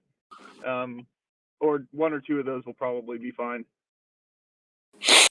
So one sec, I just want to step in here. Valen, so this thing you sent, you've made the page. You have to fill it out. Yeah, I just don't know how to fill it out. We can do it after the game. But Okay. Yeah, well, I can help you walk through it later, like I did with the Yeah. other guys, and then you can play the next session. Yeah. what year is it set in? I'm just making my character background. 2026. Yeah. 2026. Got it. Okay. Yeah. So back to where were we? Okay. So the first thing we need to do is put as much distance as we can between us and that man as quickly as possible. So get us somewhere. We can go back to my place and that is fine with you guys back in the city. Okay. Okay. So Greg has a safe house in the city, and he tells you how to get there. Right. All right. So yeah, I'm gonna just say that you guys get there without a hitch. Nothing goes wrong on the way there, and go ahead and describe to us this safe house, Greg. So on the outside, it's totally unassuming, but in the inside, it's got some nice minimalistic style with a white theme, and there's enough seating for everybody, and the fridge is full, and there's even its own beer and liquor cabinet that is very pristine, stocked full, and a little bit of dust actually on top of some of the glasses. And I just thumb over to it and I say, "Hey, help yourselves." And what a day, am I right? I will crack open a beer, and for the first time, Greg actually sees my face as I lower my mask and drink from the beer. I take note of any facial features and look over to Rupert. What's your poison? I'll take a beer as well. Have at it. Well, cheers. I cheers with with Rupert Sheldrake. Now we need to debrief. His name is Rupert Sheldrake, yeah, and Greg is Raul Shanatarocar, and I'm just Ghost or Shogun. Right. But anyways, unfortunately, we have a lot to debrief on, and unfortunately, Tios, you don't have the appropriate security clearance. So what we're going to need to do is call HQ and get an emergency authorization for a civilian attaché. Greg, I hand him a piece of paper with a code written on it. Call this number in, and we should be able to get him in here as a temporary asset. Work on it. Greg, go ahead, Tios. Yeah. So because of like my character's obsession with this online community that's investigating corporate sabotage, corporate schemes and stuff, he is just totally awash with curiosity and amazement. Right? He's finally sure that all the things he was talking about are true, and he's just watching and listening to everything. I have a question. Did we perceive the time magic that Tios did when the car crashed twice? Did we see that happen? Do either of you have time points? So Rupert Sheldrake has 2 points in time. No, you were. Yeah, Grug has 1 point in time, and I have no points in time. But Grug And has 1 point wouldn't in we time. assume that maybe the mage guy who was in the car did it? Well, they could potentially assume that, right? But Grug, you did perceive it. You did, Shogun. You didn't, but Grug, you noticed something weird with time. And I guess Grug, your character's in a place where he's not really initiated yet. So you had like a very visceral experience of something happening twice, right? You have So I want. Go ahead. By way of background, my character has done some minor magic in a few different areas and some pretty spectacular things, but he's not really certain that he's done them every time. And what he's really not done is like tell anybody about it. So he doesn't know other people do it. He doesn't like vocalize it. It's been kind of a step up from parlor tricks in terms of helping him accomplish things in his life, such as his career. Yeah, so I speak to Grug, but first I need to swear Tios to secrecy. So I say, Rupert Sheldrake, do you swear to maintain absolute confidentiality of all operational information? I knew it. I knew you guys existed. I knew it all along. I'm definitely accept. Yes. I've been waiting for this. You guys know who's after my napkins, don't you? We will help you with the napkins if you continue to help us. I shake his hand and I ask Grug if he has any cash on him. Cash? No, I don't have any cash. What do you think this is? 2004? All right. So, well, go ahead. No, please go ahead. I was going to say, I just need to make one thing extremely clear. We can make you very rich or very dead. The choice is yours. Okay. So, are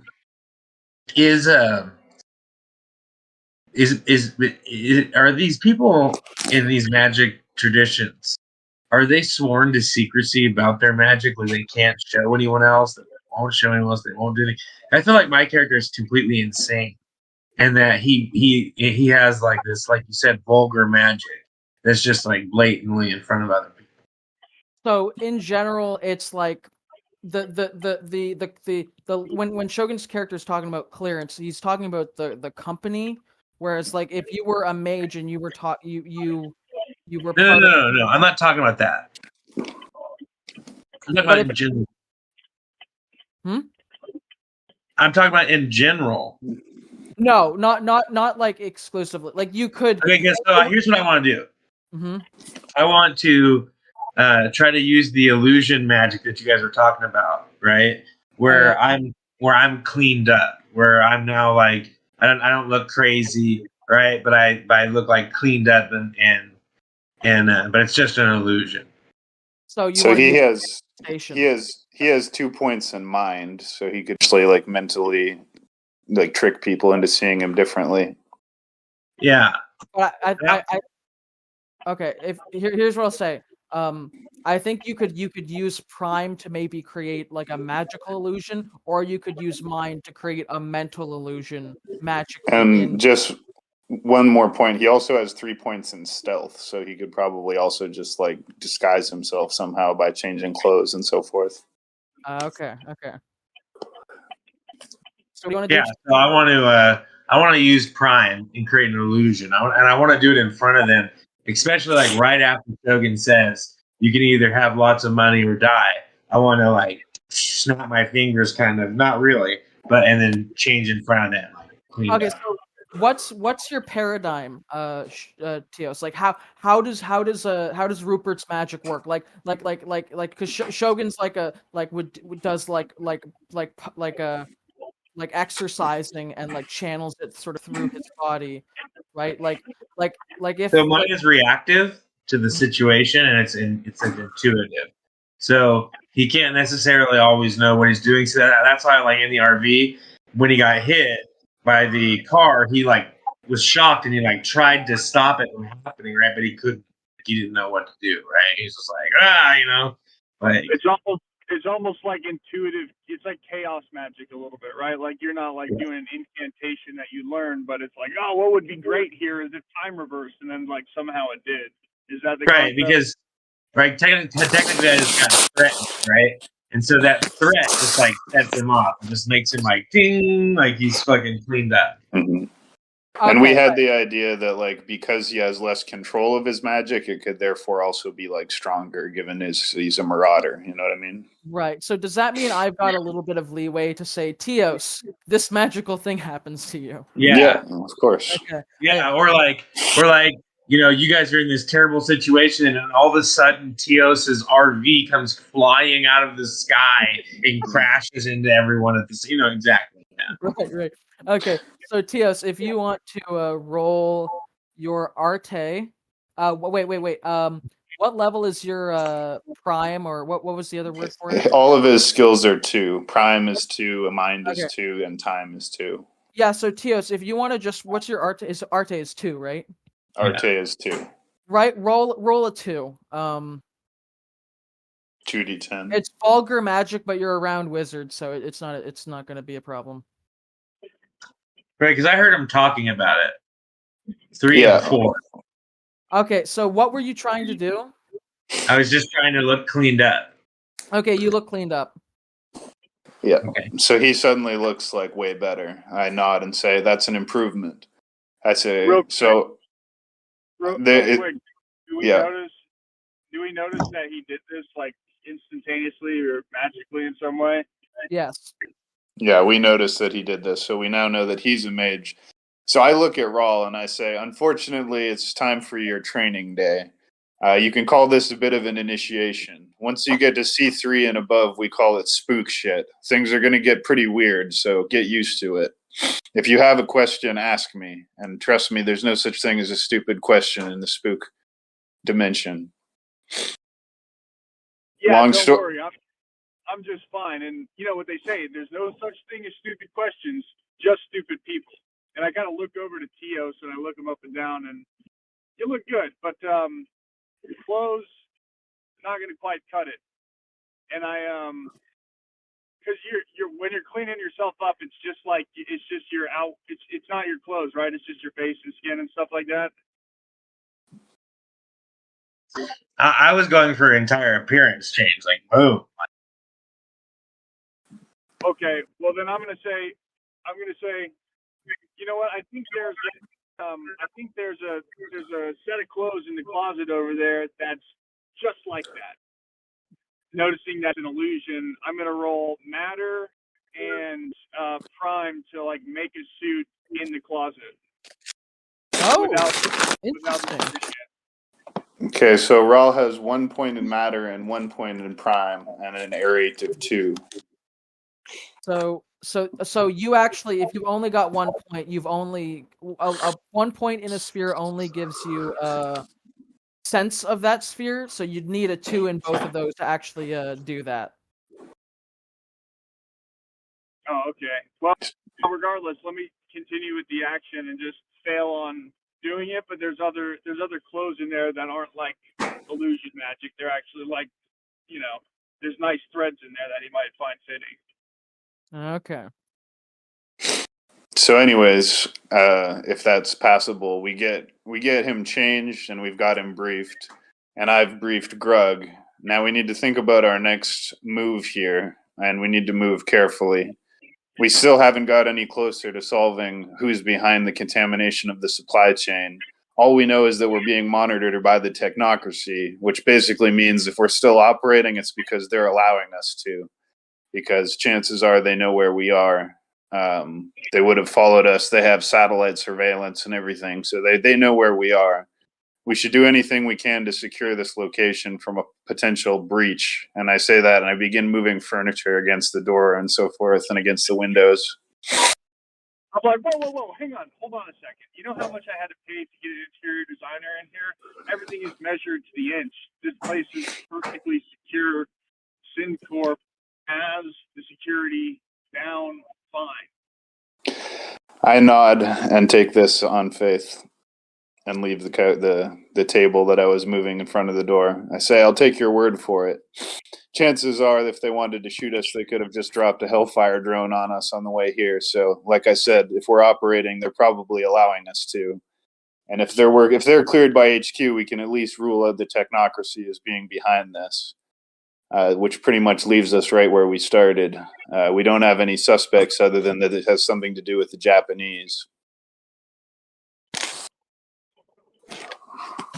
You ever meet any Japanese people, Rupert? Not a single one. What? Sorry, can you repeat that? What was that? I'm asking your character. So, have you met any Japanese people before? No, not a single one. I asked Tios if he has a weapon, or I asked Rupert if he has a weapon. Yeah, I nod in the affirmative. I nod.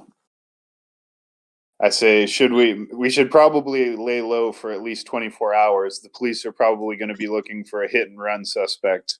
HQ will cover it up most likely, but we should probably lay low until tomorrow before we resume our investigation. Things are too hot right now. We need to let them cool down. So I suggest that we rest essentially for 24 hours unless anything happens or needs to be discussed in that period of time.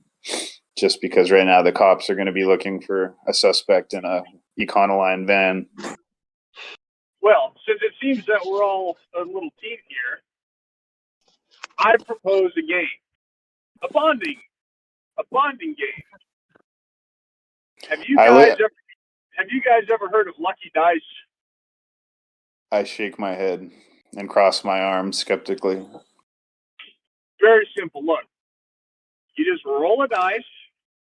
So I'm a little bit confused. Am I able to you're saying that I'm not able to make like a full clothing set, but would I be able to make a die to manifest the die? How many spheres do you have in prime and matter? So he put 1 point in time, 1 point in matter, 1 point in prime, 1 point in spirit, and 2 points in life, I think. Now, I would propose that since Greg didn't really understand the rules, that we should let him reallocate his points so that he has 2 points in 3 different disciplines rather than spreading them out, because you basically need 2 to do anything super useful with the magic. So why don't you choose?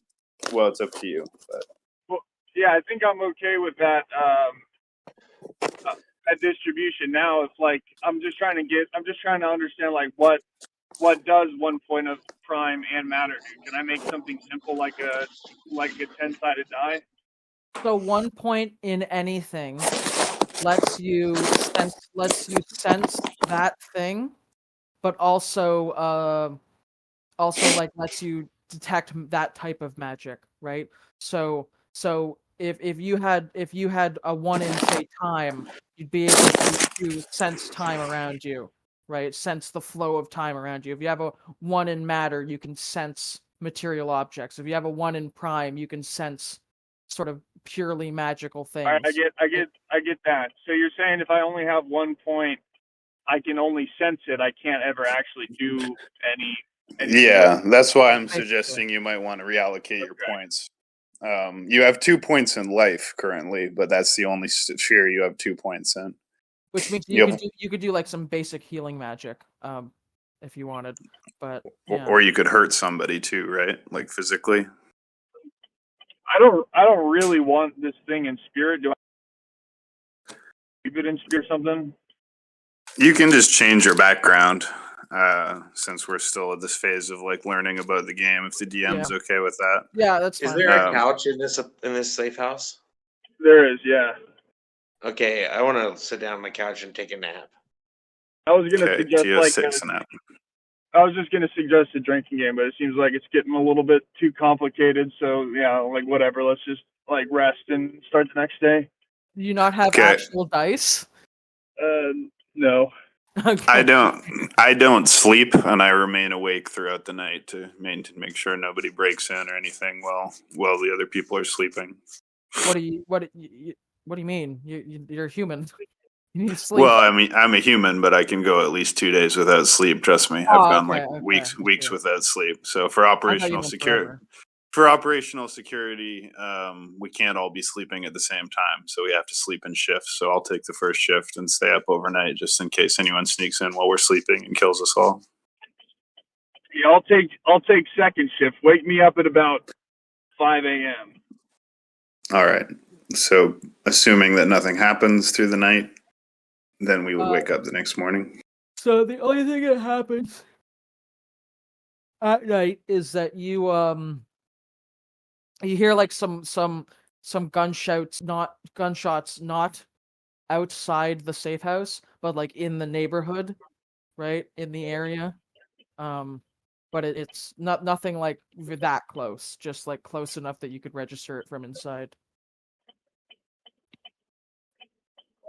And I'm down to keep playing as long as you guys want, but as the DM, just let us know if you're getting tired and you want to stop, dude. Missile. Oh, thanks. I'm good. I'm good to go for a while longer though. Okay, cool. So we wake up right now. Yeah. So we successfully make it through the night and wake up the next day. Yes, you're good. You're good.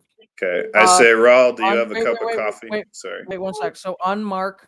So if you want to unmark drugs bruise, like the. Yeah. Okay. He heals his bruise. Yeah. He's good now. And then I also, when I called earlier, I phoned in for a new car.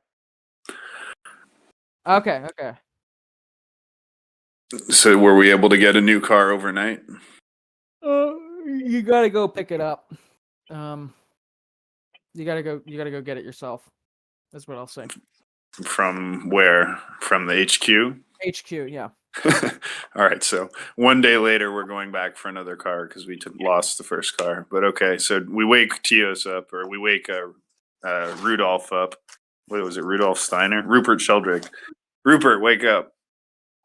Oh, what's going on? Somebody taking my napkins? We have to go pick up a new car, but the problem is that your current car is probably Hang on a second. Whenever Shogun goes to sleep and I get that first watch at 5 a.m., I'm just going to not have a watch, and then I'm just going to go Uber and get the car and come back. Okay.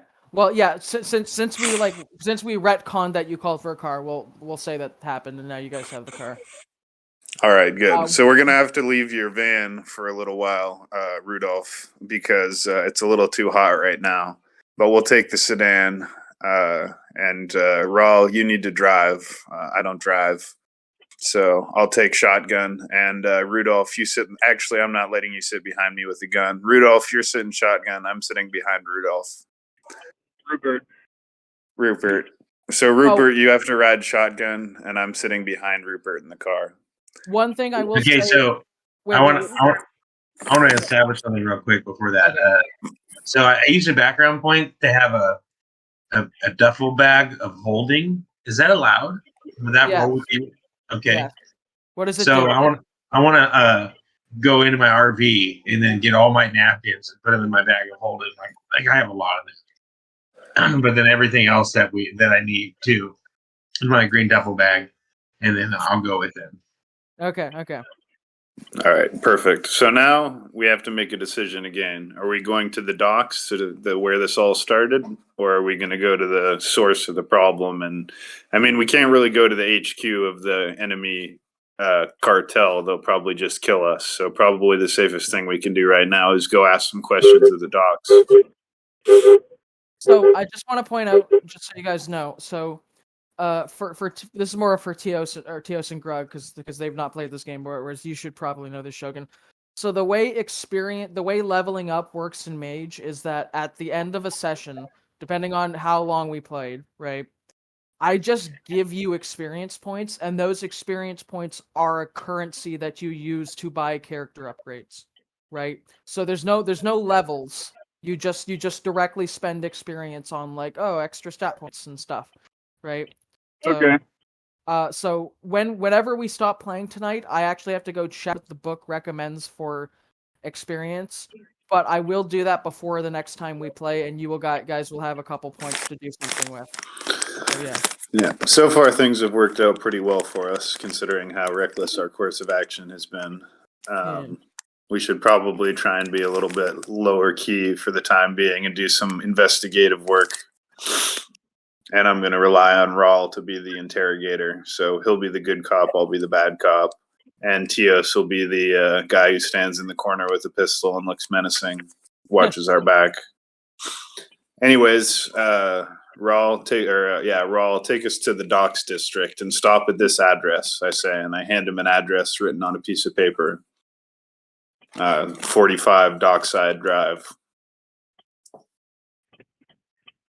Yeah, so we get in the car, leather seats. I turn on the heated seats and blast the AC and turn on some smooth techno with a kind of jazz like ambiance and say, man, we're doing it, boys.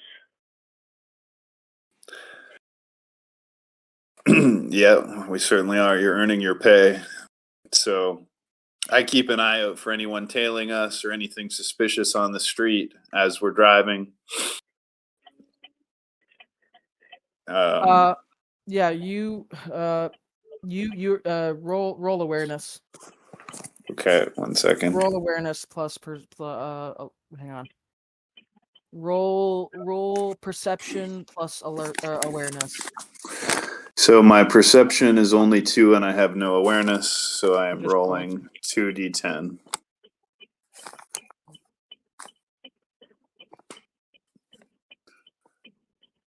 Just 1 second. I don't know why this is.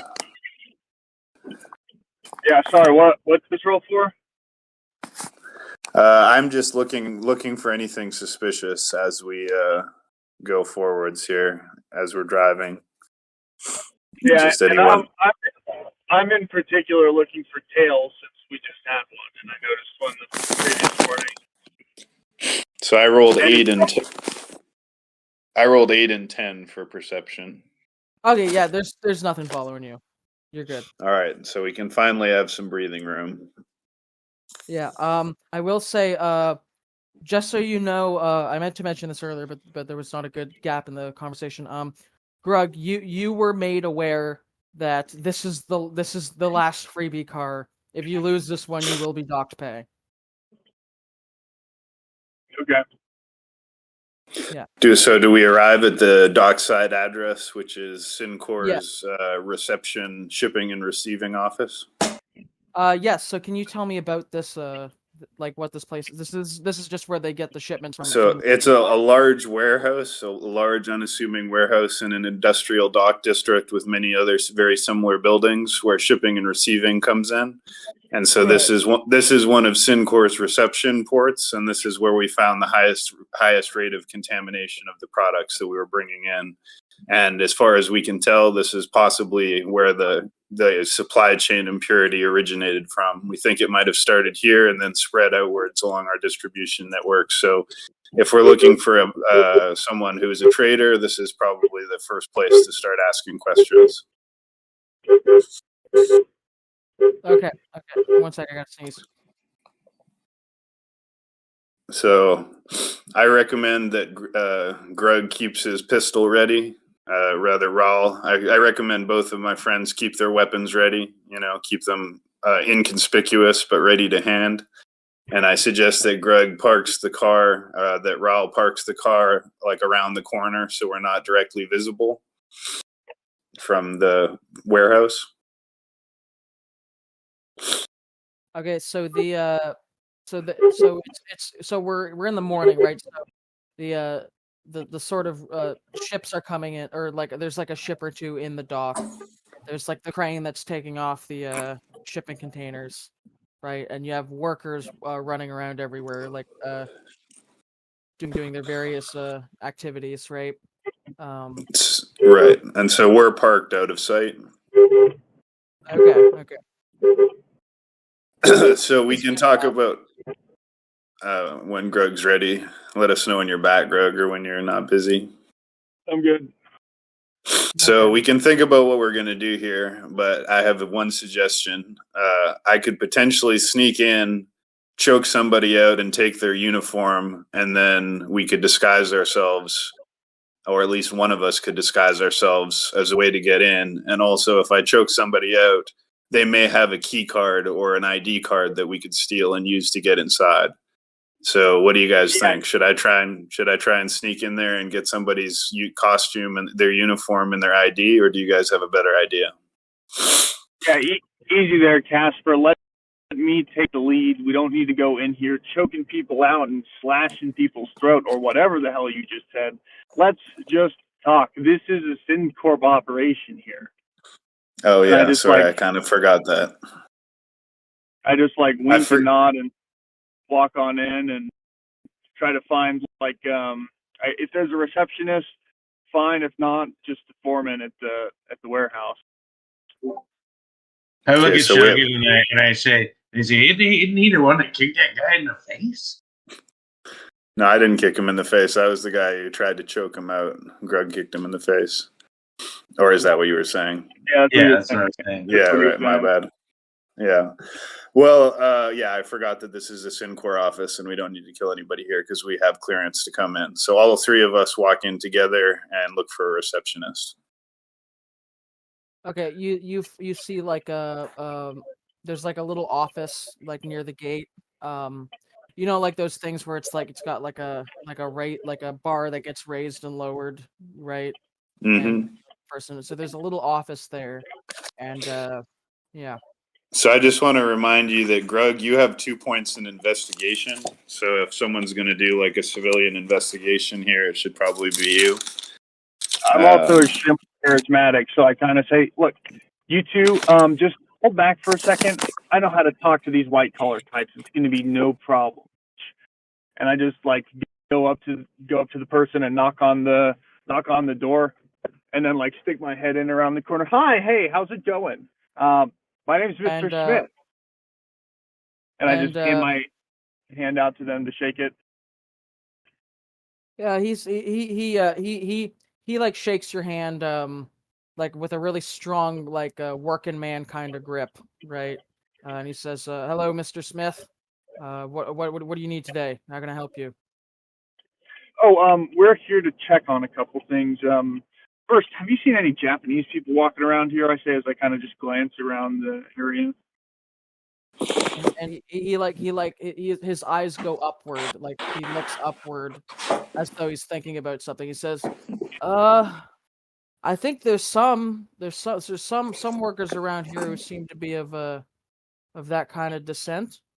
That's great. I'll make a note of that. Also, we're here to examine some of the product that's been shipped in. Can you point me to where the opiate products are stored? And he says, "Oh yeah," and then he gives you he gives you directions. He says it's in section B. It's in section B, and sort of the there's sort of a parking lot paint. There's sort of that in various sections that mark what section it is, right? And so it's in section B. So I pull out the exact type of pill that I got from the SynCorp offices, which is an opiate. And saying, I'm looking for this one in particular, and I'm kind of checking his faces for signs of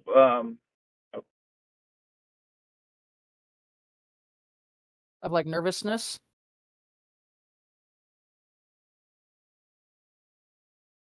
Hello? Yeah, I'm checking his face for his reaction to see if one, if there's any kind of he even knows what the hell I'm talking about. Number two, if he gets worried as if his job is potentially at risk, or three, if he's wide-eyed, oh yeah, that's my drug right there. I want one of them now, kind of thing. Right.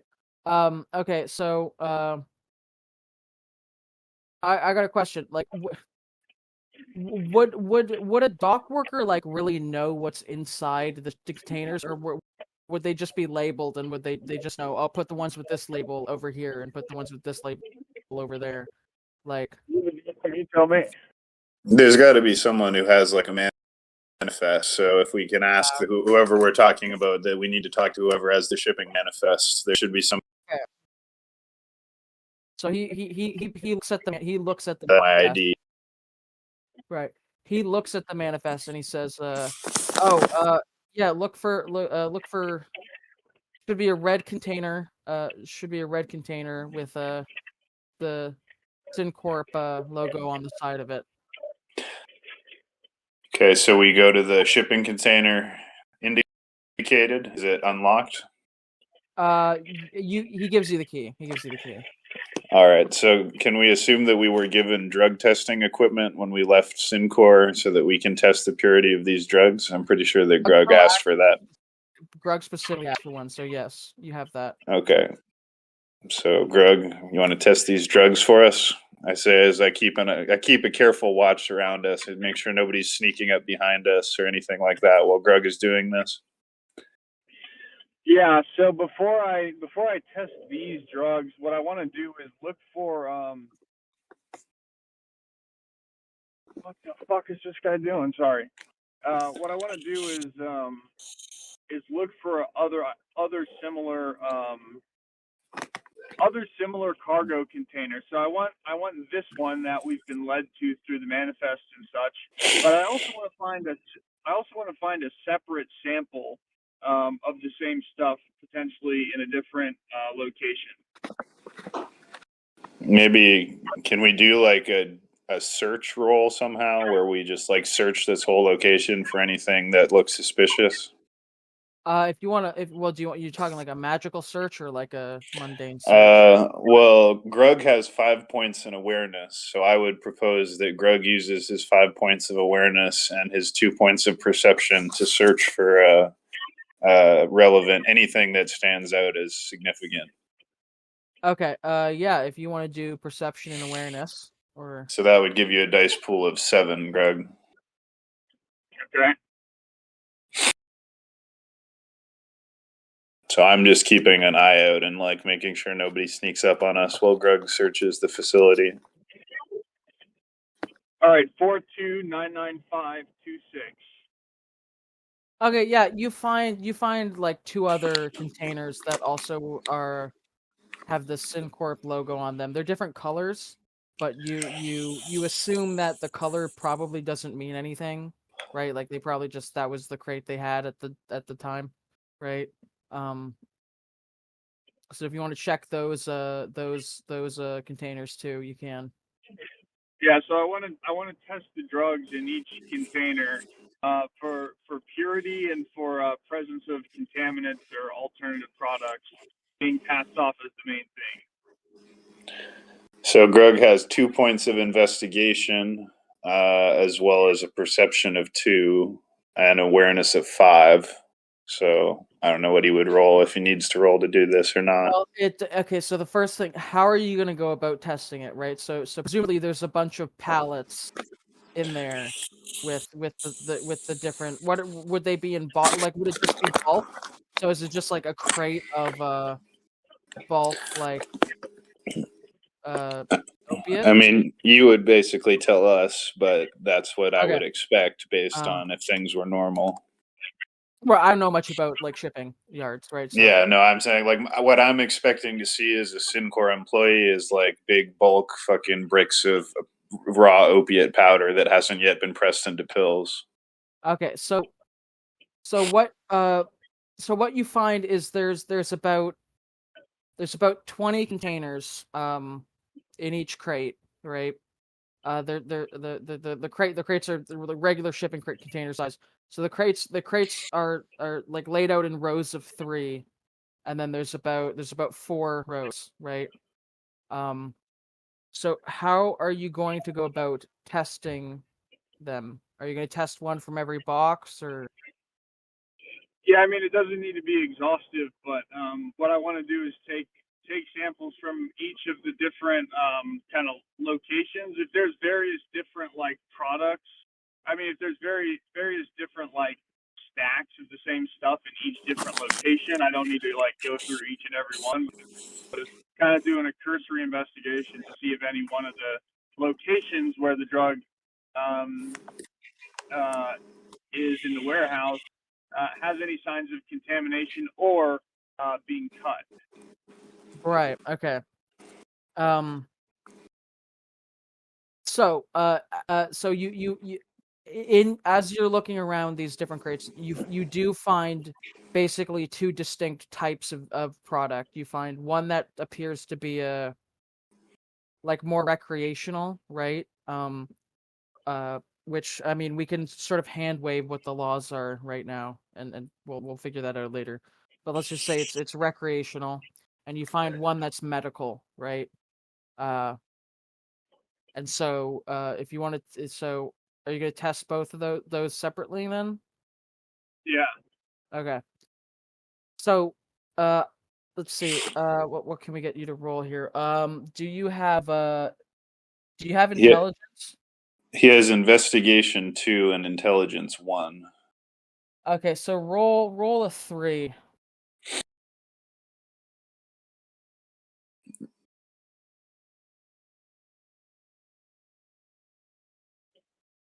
Roll a 3. 3, 10, and 1. Okay, yeah. So you managed to find that the recreational one is contaminated with something that you can't quite identify, some sort of strange foreign chemical, whereas the medical one is just straight up cut with fentanyl, right? So both of these batches are contaminated. Yeah, So but with different things. I suggest we take samples from both to return to HQ with, and then I suggest that we go back to the shipping foreman who had the manifest, and we demand accounting of who was the shipper of this particular receiver. So there should be a manifest that says which corporation sent these products to SynCorp, and then we'll be able to tell at least which shell company, and then maybe our intelligence division can figure out who's actually behind it. Okay. That is a great idea, Casper. Why don't you get on that? I'll be right behind you. Hey, Rupert, you want to help me in here with something for a sec?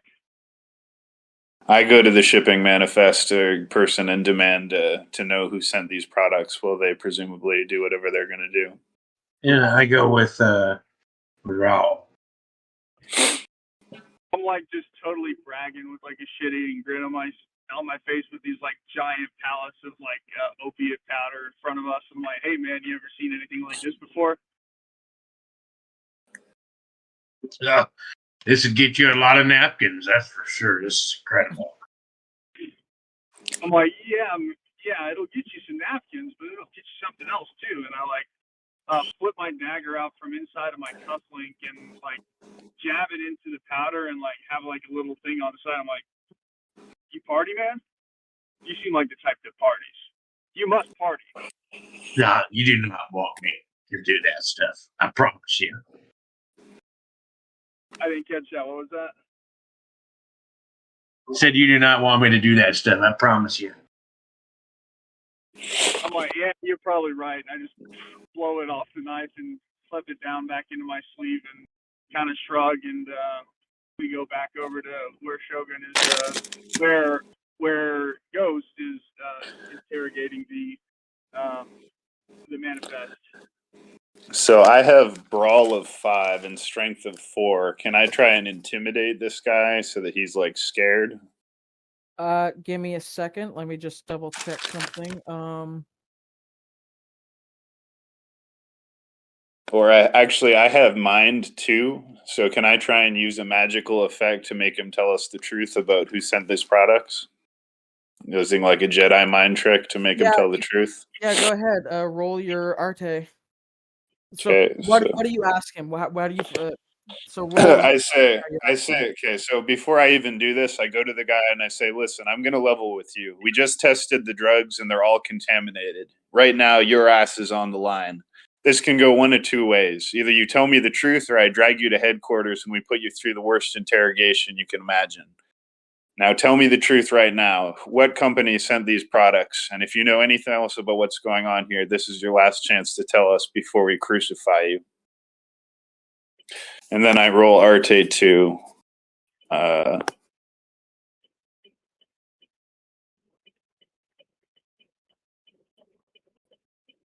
isn't the roll working?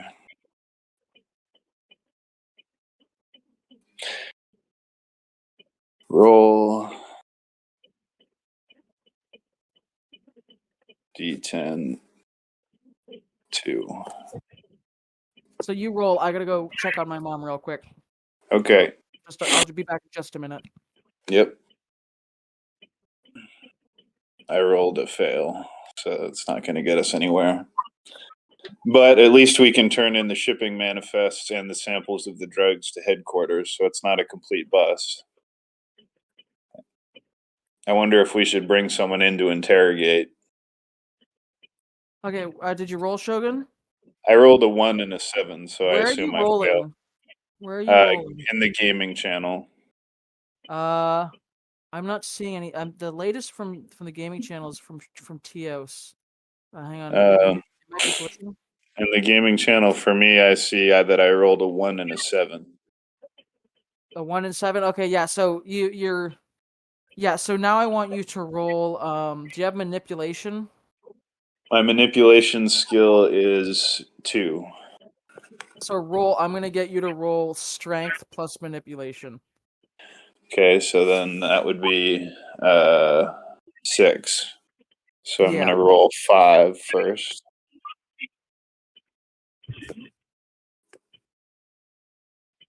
Okay, so 5, 3, 7, 3, 9, and 5. 3, 7, 3, 9, and 5. And I technically have one more. He says, "Whoa!" He says, "Whoa, whoa! Look, you're the first. You're the first person to even look in the crate. That crate. It just arrived this morning from Comicorp." All right, so I say, give me everything you have in paperwork right now, and give me a signed declaration. Yeah. Okay. So he hands you the manifest from Comic Corporation. Okay, so I suggest to Rawl and to I keep forgetting Rupert and Rawl. I suggest that we go back to HQ and we hand in this paperwork and these samples, because we at least have one step towards figuring out what's going on here. Are we missing anything here? Do we need to investigate further before we leave this location? There's got to be someone around here who knows something, or someone who's involved. Yeah, Maybe I find the nearest Japanese person, and I just put both hands. I just grab him by his collar of his shirt, and I shake him and I go, "Who gave us the bunk drugs, Yakuza scum?" But I'm not actually looking for his reaction. I'm looking all around the shop to see if anybody is looking at, if anybody is hiding themselves. The normal reaction would obviously be "What the fuck is this guy doing, screaming in a warehouse, faking something?" But if anybody is shying away or kind of acting abnormal, I want to focus in on them. Okay. So first two things. Okay. So first, roll perception and awareness or dice. Dice. Yeah, he has 5 points of awareness. Okay, roll perception plus awareness. So dice pool 7. So roll 5.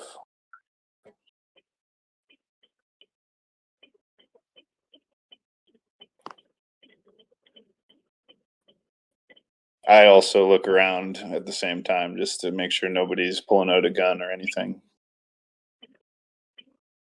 Okay, Shogun, you will also roll awareness plus perception.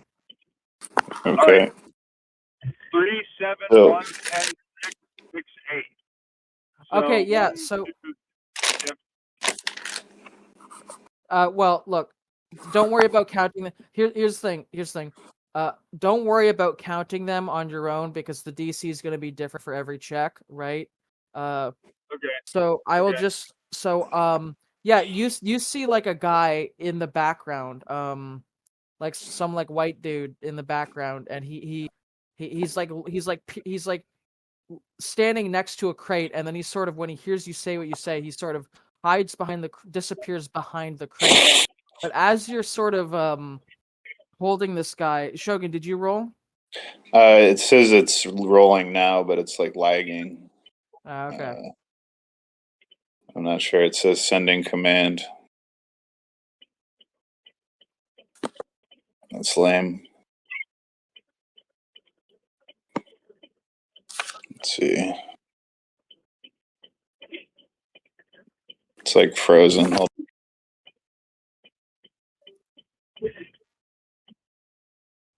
Hello? Did Hello? Shogun leave? Shogun left. He'll be back in a second. I think he's reconnecting. Yeah. Hello? Hello? And by the way, Rupert is also like in a similar role to Shogun here. Unless you're doing something different, Rupert. I imagine that Rupert is also like scanning the area and just playing defense, so to speak. So That's right. I failed my roll. What'd you get? 1 and 8. Oh yeah, you failed. Okay. Yeah. So But Greg got 2 successes. So Grug was paying attention to something. Okay, so Grug, suddenly you feel someone's hands grab your suit from the back, right? And the guy and the person turns you around, right? And he's like, leave him alone. What are you doing? What the fuck are you doing, man? I like just dexterously break and go, hey, you know what? No hard feelings. I'm so sorry. I was confused. He looked like my uncle. I thought I was just playing a practical joke, and I'm like backing up while I'm fast talking these guys. And then I want to book it to see where that other guy went. And I'll see you guys later. And I try to book it to see if I can catch that guy that I noticed a second ago. Okay, yeah, okay. And I stay with Grug. So when Grug starts running, I follow him. Make an intelligence plus dexterity. Oh wait, no, make a wits plus dexterity. And the reason you're rolling that is because it's like do you choose a good path to try and find this guy, but also are you able to run quickly, right? 72266 Okay, yeah, you see a guy running off in the distance. So I can catch this guy probably if I sprint. Would you like to? Would you like to try?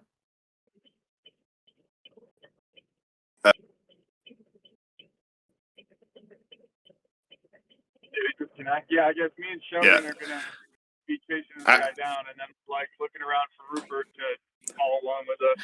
Yeah, I want to chase him down. So what would I roll? Dexterity, strength, or stamina? So we're gonna make this a dexterity plus stamina roll, because so that's gonna give me dexterity for running, stamina for having the energy to run that distance. That gives me a dice pool of 8. Okay, roll 8. So I'll start by rolling 5. I don't know why in the world it caps it at 5, but that's okay.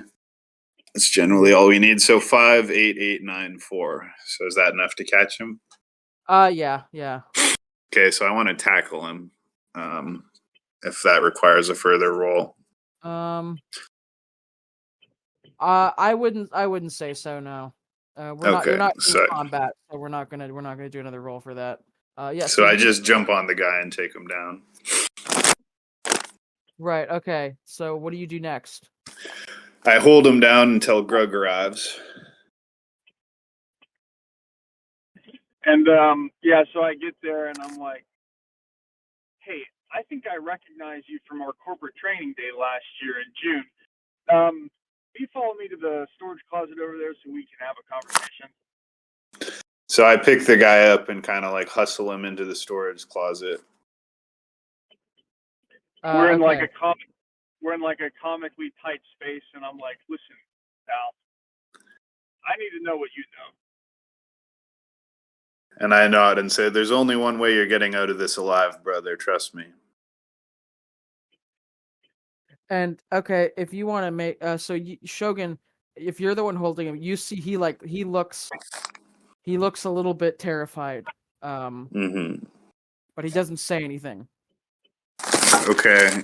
Can I try and read his mind? Yeah. So roll a reet. Yeah, yeah. Okay, so that's going to be D10 times 2. So I roll 2 and 7. Okay, yeah. So you know, the vibe you're getting from inside his mind is that he's not sure who he should be more afraid of, you or the people he's working for, basically. I nod understandingly and I say, I think it's what I was afraid of. There's a Yakuza involvement here. We're going to have to watch our step even more than I thought. I don't know exactly which of the Yakuza families this guy works for, but my instincts are telling me this is black market stuff. We're going to have to go to the Japanese quarter of the city, that's my guess, to follow this up. But this guy's going to need to give us a list of names and addresses, places we can look for the next step in the chain. I take out my what do you call it? My ninjutsu throwing knife, and I put it to his throat, and I tell him, start writing, and tell Greg to put a piece of paper in front of him. Okay, he writes, what are you asking him for? I'm asking him for names and addresses, and I'm telling him if he doesn't give me any, I'm going to kill him. Okay, so he gives you hang on. I'm searching up a Japanese translation just so I can give a little snazzy little name here.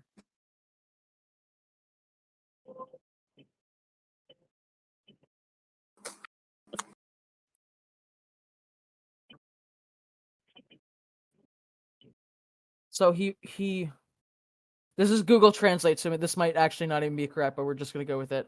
So he writes down in Romanized Japanese, so it's in English characters. He writes down the name, and I'll put it in chat. He writes down the name Okina Kamuri. Okay, and does he give us an address? Yes, he gives you an address. Okay, so I take my knife away from his throat and put it back in its hidden pocket in my vest. I look at Greg and I say, at this point, we have a shipping manifest, we have the name of a corporation, we have samples of corrupted drugs, and we have at least 2 suspects, this guy and this Akina Kamuri. I say, unfortunately for you, buddy, your long day is just getting started, and you're coming with us. I recommend that we bring this guy back to HQ for further interrogation. He obviously knows something.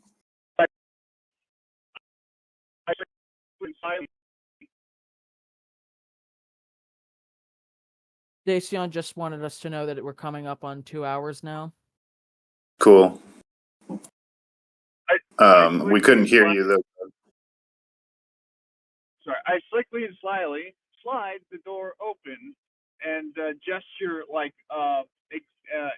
in an exaggerated fashion, and a very extravagant like bow and waving my arm out for them both to proceed out of the tight storage closet.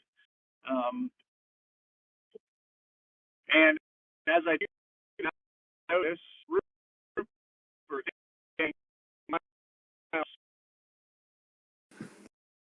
Rupert's still here. Are you still here, Tios? Yeah, I'm still here. What did you say, Greg? I assume that Rupert is like just outside of the closet as I'm like saying, let's go, and then just outside of the closet is like is crazy Rupert. So Okina Kamuri is going to translate into something. I suspect that if we translate Akina Kamuri into English, we might possibly find that this might not be an actual name, but a nickname. And if it's a nickname or an alias, then we might have another line to follow up on. I asked Grug to use his cell phone or his investigation ability to see if he can translate the name Okina Kamuri into English while we get this guy into the car. Yeah, I can do that. And hey, listen, buddy, what's your name anyway? We're asking the guy we're interrogating, right? Oh, Yeah. okay, give me a second. His name is Araki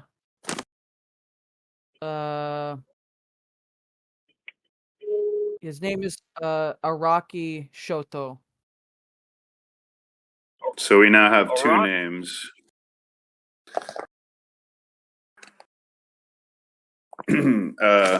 Maybe you could also do a search for the Shoto and the Kumuri family on your computer and see if you can find any information about these families, whether or not they have Yakuza connections. Yeah, I'm using the burner phone to do this, not the company phone, but I'm searching for any known people by these names or affiliation within the city and news reports and other similar public-facing information. Not yet calling back to corporate for their sources. Hang on. So you do not find anyone with these names. Can you make an intelligence check? So Grug's intelligence is 1. Yeah. Okay, My character has some, at least in the story, a little bit of familiarity with the Yakuza, but I don't have any actual points in that knowledge, so that's not going to help me. Grug has Streetwise 3, so if there, I also have computer. Yeah, you have computer 1 and Streetwise 3. And make an intelligence plus computer plus Streetwise check. So that would be a total of 1 plus 3 plus 1. 5. All right, so 6, 10, 8, 7, 4. Okay, so you get your thing. So when you look it up, what you find is Okina is an invocation for peace and prosperity in dance form. It's like a Japanese ritual play, right? But what you also find is that Kamuri means smoke. So when you put it together, the name means dancing smoke, right? And so you actually come to the assumption that this is not like a literal like government recorded name, but actually a title or a title or a nickname. This is there's someone known as Okina Kamuri, but that is not actually what their legal name is. It's sort of probably somebody involved in the Japanese underworld who is involved in contaminating these drugs. So we have two. As I translate this, I turn to Ghost and I say, "Yeah, you were right. Actually, it's dancing. It's dancing smoke. Is that you? You didn't tell me you danced. Do you two-step?" I simply shake my head in the negative, indicating that dancing smoke is not actually me. And then I say, we have 2 things we need to do. We need to get this man and this information and these drug samples back to HQ. And then we need to get to the address that this man gave us. But the problem is, if we go back to HQ first, that's going to give them time. In fact, we're already probably too late because probably someone else in this warehouse has already called Dancing Smoke and told them that we're coming. So we can only expect like an ambush or a trap if we go there now. So we have a choice to make. Do we bring this guy back for interrogation and drop off all this information? I guess you can call it in. Do we head to this address now? Well, it's still a hot lead.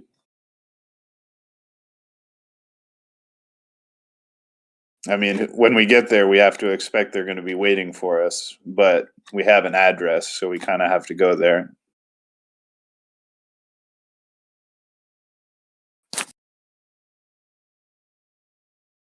Can you guys hear me? I do. Yeah. So what I recommend is that we have Raul call in the information and report everything that we know back to HQ while we get as quickly as possible to the address that this guy gave us. And I don't know if we bring him with us or kill him or what. Up to you. Tios, Raul. I don't want to keep this guy with us, but then again, we can't let him go. He'll run off and warn whoever we're coming after. Rugpill, you still there? What about He you? might be gone.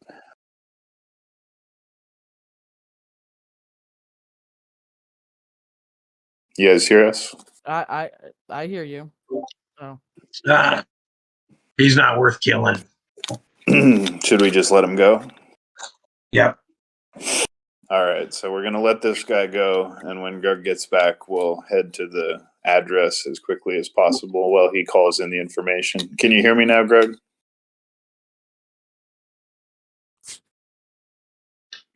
Greg, can you hear us? Sorry about that. That's okay. Yes. Can you hear us?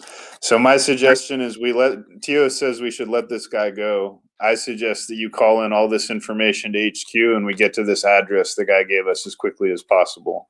Pios, you see over your shoulder, floating in the breeze, a napkin that lands at your feet. Oh, I pick it up. Oh, we should definitely let him go. Look, it's a sign. Okay. So we hurry back to the sedan as quickly as possible, and we get back into the car. And Greg calls back and reports what we know. The corporation that was responsible for this was called what again? It was like started with a K. Commicorp, which Commicorp. Yeah. So we have the name of an organization. We have the alias of someone involved in this. We have samples of the drugs. We have shipping manifests. And we have an address. We're making good progress. But the problem is, wherever we go next is probably going to be dangerous because we have to assume that they're waiting for us. And at the end of the day, there's only 3 of us and we're not bulletproof. So we need to be careful how we approach this address. Yeah, that's a good point. A plan. We should get a plan together. How about this? All that crazy ninja stuff that you was talking about a minute ago. How about you do that? I can go with you. And Rupert, how would you like to be what we call in the business the fall guy? What do you mean exactly by the fall guy? Oh, it's real easy. He goes and knocks on the door, starts doing a crazy rant about napkins and how nuts he is, and we slip in the back unawares while they're distracted to go see what we can find in the offices. Okay, so we should wait until the middle of the night when it's dark, and then I can use my ninja skills to scout out the area in case there's any security systems or security guards or people waiting in ambush. And then if possible, I can try and force entry from the rear. And if necessary, we can use Mr. Why do I keep forgetting your name? Rupert. We can have Rupert knock on the front door as a distraction if we need to. And you guys can cover me, potentially. Or I guess what we'll do is we'll have Rupert go up to the door. Greg can cover him with his firearm from a concealed location, and I'll try and sneak around to the back and see if I can get in the back door somehow. I will say it might be a good idea if we make this the last sequence of tonight's game. Sure.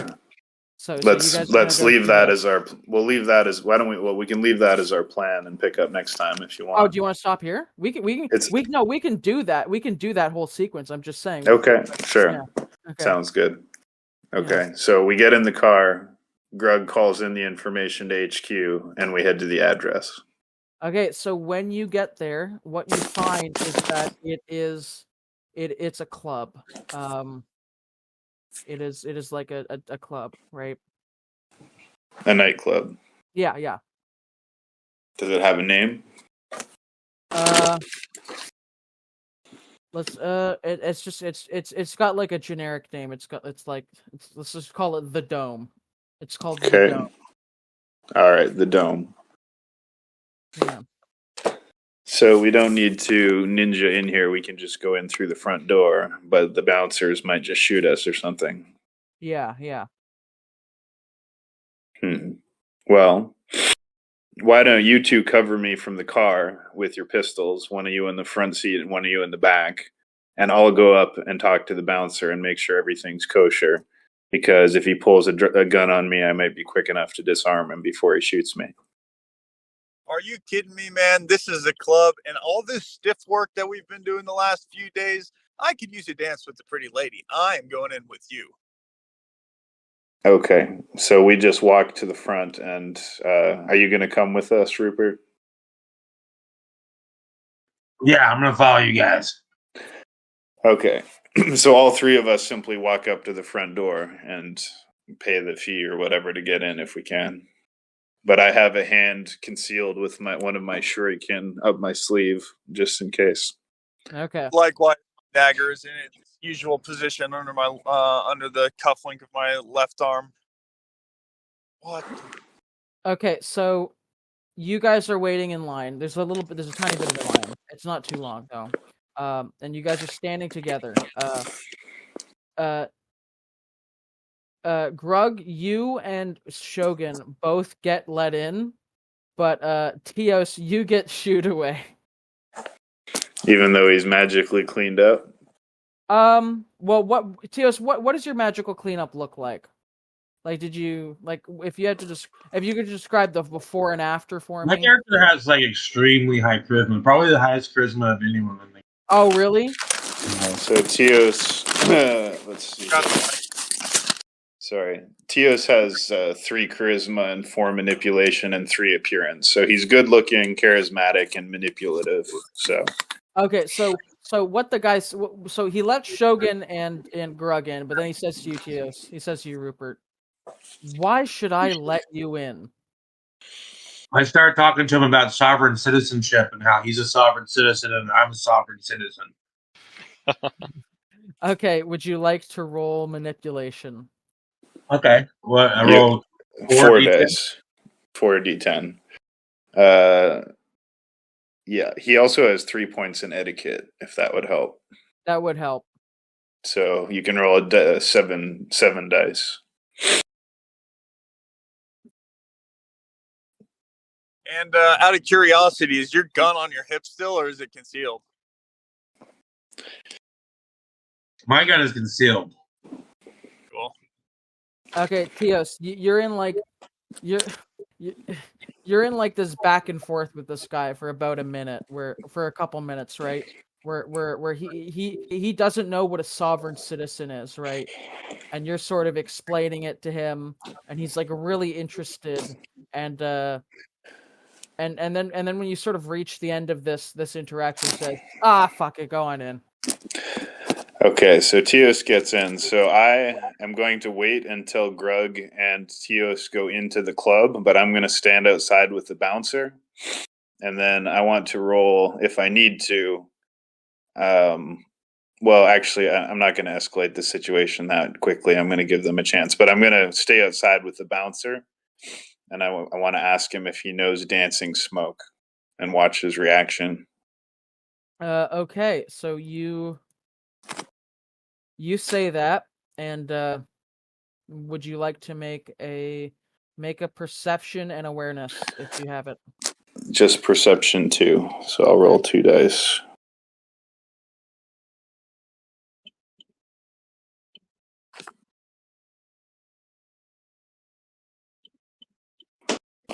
Yeah, so I'm trying to see if he shows any reaction to the name Dancing Smoke, and I rolled a 6 and a 9. Okay, yeah, he looks at you and he says, "Are you here for business?" I nod in the affirmative. And he says, go to the room in the back. Code word is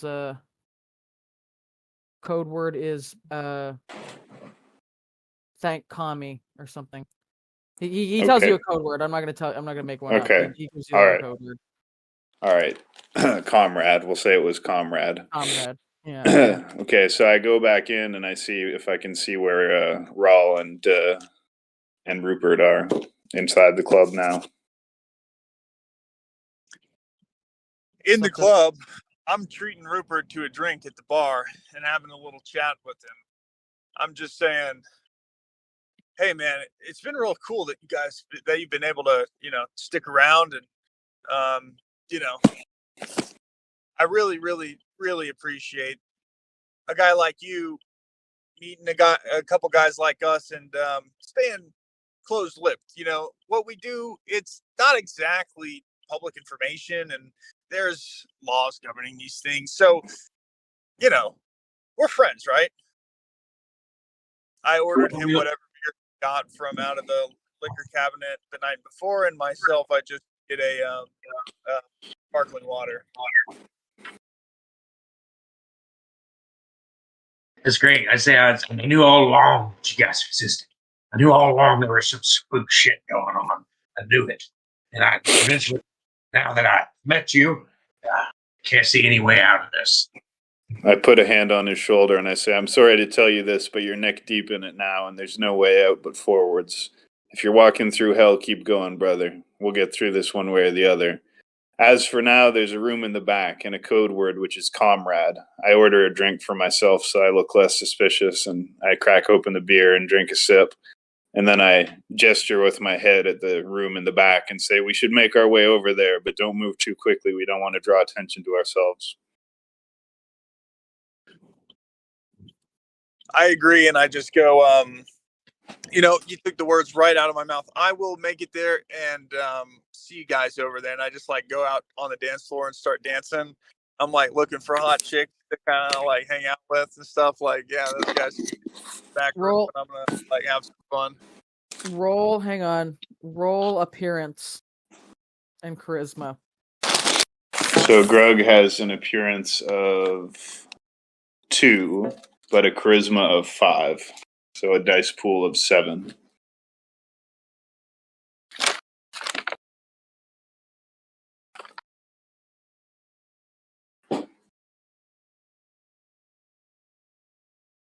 Okay, that was what happened to the 5. Didn't go. Okay, let me roll the 5 again. Yeah, okay. You managed to find a little cutie, and you sort of do sort of woo her over with your moves, your charisma. You're not the most handsome guy, but you're doing well on the dance floor. So she sort of moves closer she sort of lets you move closer to her, right? What race is she? Roll a d4. Race roll. Yes.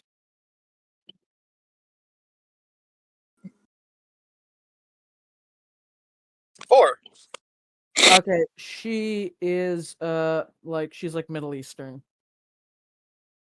So all right, well, I danced with her for a minute or two, and then I realized that I'm not assuming that she's actually a part of the management or here. So unless she tells me anything else, I just kind of make my way over to the back room with everyone. So I walk to the back room, I knock on the door 3 times, and I say, comrade. You hear a big belly laugh from someone inside, right? And then the door opens, right? And there's you are able to go inside. And what do we see inside? There's a big old dude there. Big as in chubby, but sort of you know what I mean by fat strong, like a guy who's got a big old belly, but clearly has a lot of muscle underneath it and isn't that hampered in terms of movement. And right? what is this gentleman's ethnicity? He seems to be Japanese. So I look at him and I say, you don't look like somebody with the name Dancing Smoke. And he takes a big puff off of which you can tell is a joint. And he says he looks over at a guy next to him, and he says something in Japanese, and then the guy next to him says you he says like, if you're here to make a deal, it doesn't matter what my name is, does it? So I remain standing and I say, let me be frank with you. We're here to avoid unnecessary bloodshed. We've had a problem on the business end, problem with shipping and receiving, if you know what I mean. There's been a problem with purity, and I'm here to talk it out. We're sure we can come to some kind of there must have been some kind of misunderstanding, and we're sure we can come to some kind of agreement. Believe me, neither of us wants to escalate. It's going to be a clusterfuck.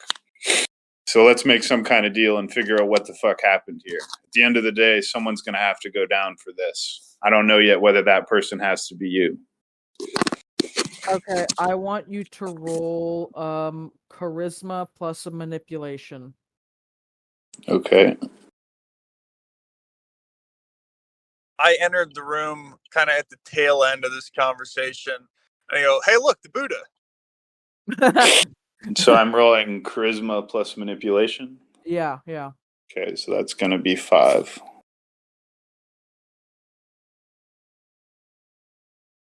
I also closed the door behind me, and is Rupert in or out?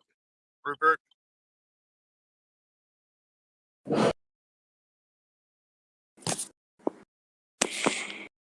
You still there, Tios? Yeah, I'm here. I'm sorry. What happened? We're just wondering if you entered the back room with us or if you're stayed outside.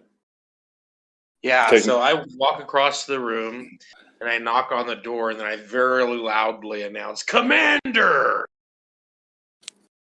Okay, so we're already inside and he said that. Okay. I flip the door back open. I'm like, get in here. And I close the door behind him again. I'm like, it's all good, guys. Let's just talk. At this point, Dancing Smoke is like given like this like what the fuck kind of look, but like almost sort of amused, and he says something to the guy next to him, and the guy next to him says to you guys, please sit. And then Shogun, to you, he reaches his hand out, and as though he's offering you some of his joint. Okay, I will accept the joint but remain standing. And I'll say I prefer to stand, no disrespect intended. Now, like I said, we were given this name. We were given your name, and we were given your address. I'd like to know why. I rolled 6, 6, 8, 7, and 1, by the way. Yeah, no, I know. I saw that. That's Yeah. why he said sit. So I'll take a drag on the joint, and I'll say, yeah, I want to know why I was given your name and address. So, yeah, one sec.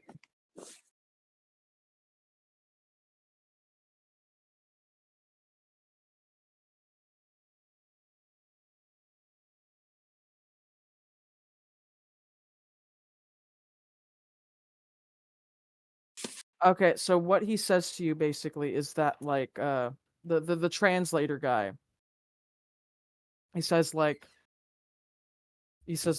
we more or less run the opiate trade around here. We are unopposed. A lot of money. The company you work for just happens to be an exorbitant a part of our supply chain right now, because they're just importing so much that we can sorry, one sec, that we can like double our output right now with them importing so much, and then he offers to cut you in if you keep this a secret, basically. So I ask him, if you're making profit importing our product, why are you cutting it with contaminants that are killing our customers? Wait, what? I'm asking him if he's making so much money selling our product on the street, why is he cutting the product with contaminants that kill our customers like fentanyl? Oh, okay. Yeah. So he says basically that he's trying to create this he's trying to create a perception that that the sort of official legal stuff can't be as trusted as the stuff they can get from the street, basically. And he's asking us to keep this a secret from Syncor? Yeah, yeah. He says I he'll say, cut them. I say lying to Syncor is a death sentence for me or for you. And then he says in English, "So be it." And then everyone roll initiative. Okay, so how do we do that again? So hang on, I got it in my notes somewhere. So this is confusing. So listen carefully. So you're going to roll 1d10, and then and then you're going to add whatever the result of that is to the total number of dice in your dexterity plus wits dice pool. So if you have a 2 in dexterity and 3 in wits, you roll an 8, you add 5 to 8. Okay, so Tios, well, anyways, I rolled 7, and my, what was it, dexterity plus what? Wits. So 4 and 2 is 6, so I rolled 13. Right. Yeah. Grug, you would be rolling 5 plus 3, so you'd be rolling 8 dice.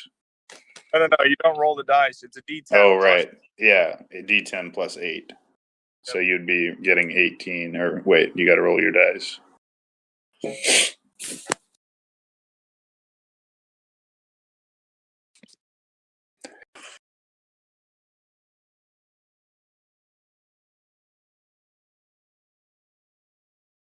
So you got 15. So 5 plus 8 is 13. Oh, okay. Same. No, but it's 5 plus 7. Or sorry, it's yeah, plus 7. You have 2. Wait, no, 3. Yeah, plus 8. Yeah.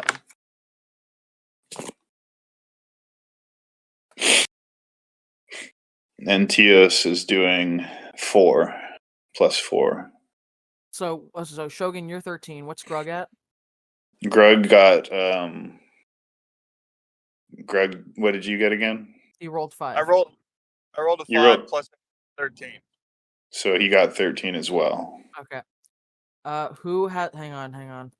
And Tios, you got 3, or you roll 1d10 again, because you're only supposed to roll 1 dice, and then you add 4. So Shogun, who's got higher dexterity between you and Grug? I have dexterity 4, and Grug has dexterity 5. That's right. Okay, so Shogun, you're gonna go first. Someone's got bad mic spam, bro. Honestly. I go first. You're gonna go before because your dexterity is higher. You guys both rolled 13. Okay. So, No. Grug's dexterity is higher. Okay. So okay, right. So what did Tios? So Tios rolled a 6. Yeah. What else did he get? Plus 4, so he's got a 10. Okay, so it's gonna go. Every round. It's gonna go. Grug, Shogun, Tios, and then in between a couple. So okay. We'll just play it out and you'll see. Okay, so So first of all, what are we witnessing right now? Are these guys pulling guns on us, or what's happening? These guys are one guy's they're both pulling like guns. Yeah. Okay, so I don't get to go first. So Grug gets to go first. Yeah. So Grug, what do you do? All right. Well, I run up to the fat guy, and I try to position myself in between,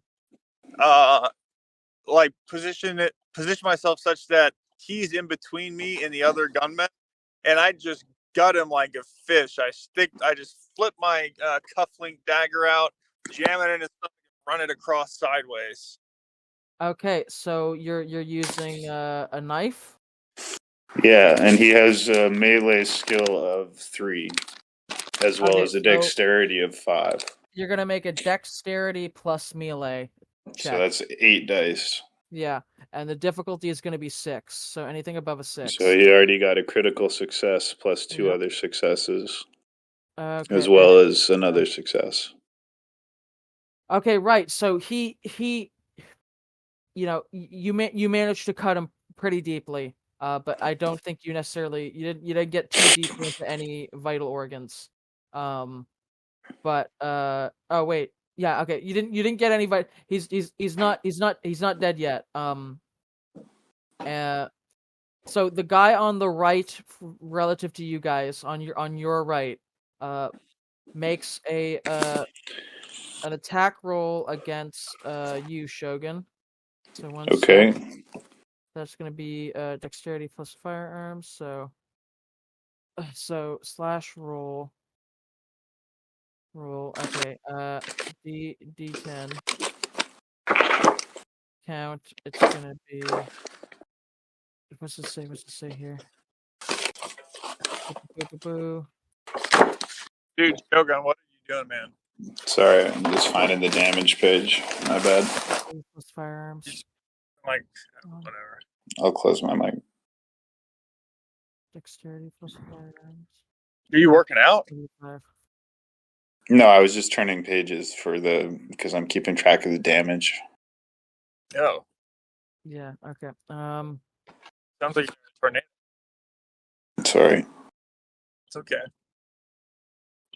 You can probably fix it if you want. Just turn crisp on. I probably won't do it. So, Hey. Grug, you get hit for 1 damage, or you get hit for 2 damage. So Raul takes 2, and is it hurt -1? But I thought you said he was shooting me. I've changed my mind because it makes more sense that he shoots him because he just stabbed the boss, so he's sort of the priority, right? But this is lethal damage. So instead of marking it with a cross, mark it with an X. Okay, 2 X's. Yeah. What's the mechanic for that? Out of curiosity. It's called lethal damage, and blunt damage. So like a knife is lethal, whereas like a punch is blunt. Well, a blunt could also mean like scratches. But I'm asking what the mechanic is. So like, does the NPC roll to see if he hits or misses, or what? Is it a contested roll against something on my character sheet, or no? Oh, he rolled. Oh. Good. Sorry. Good point. This is the first time we've actually run into this. So you can do 3 different things So you can do 3 different things to when you're getting attacked. You get to make 1 of 3 attempts at a move, right? So give me a second here, and this thank you for bringing that up because this is important. One of them is obviously dodge. Yeah, there's dodge, block, and parry, but they all have Yeah, you can't block or parry a gun though, right? You could only dodge. Right. So you're gonna have to dodge. So that's dexterity. Go ahead. When I said that I like position, like I'm like positioning myself like I'm like smaller than this dude, so I'm like trying to like hide behind him and like move him to the extent I can, injured him to like be the shield. I'm kind of like using him to dodge. That's what I was trying to say. Okay. You have 5 dexterity to roll for dodge as well. Right. So what you do is it's dexterity. Dodge is dexterity plus athletics. Which is 6. He has no points in athletics. Okay, so just roll your dexterity. 10, 4, 1, 4, 6. Okay, you actually manage. He aims the gun at your head, and then you manage to like maneuver the guy right at the right time. And so now the dancing smoke is now dead, and there's just the 2 bodyguards left. So he blew his brains out. Yeah. Good. Although we won't get any information now. Is it my turn now? Yes. Okay, so I want to use a like Taekwondo style sidekick to knock the gun out of the other guy's hand. Okay, if you hang on, let me just check something. I have martial arts of 5 and dexterity of 4. So you want to do a disarm. I want to disarm him, yep. Okay, so make dexterity plus melee. Well, actually, since you're doing like a taekwondo kick, we can say dexterity plus martial arts. Martial arts or brawl, up to you. Mine are both 5, so either way, it's going to be 5 plus 4, so it's going to be 9. So I'll do 5 first, and then 4 more.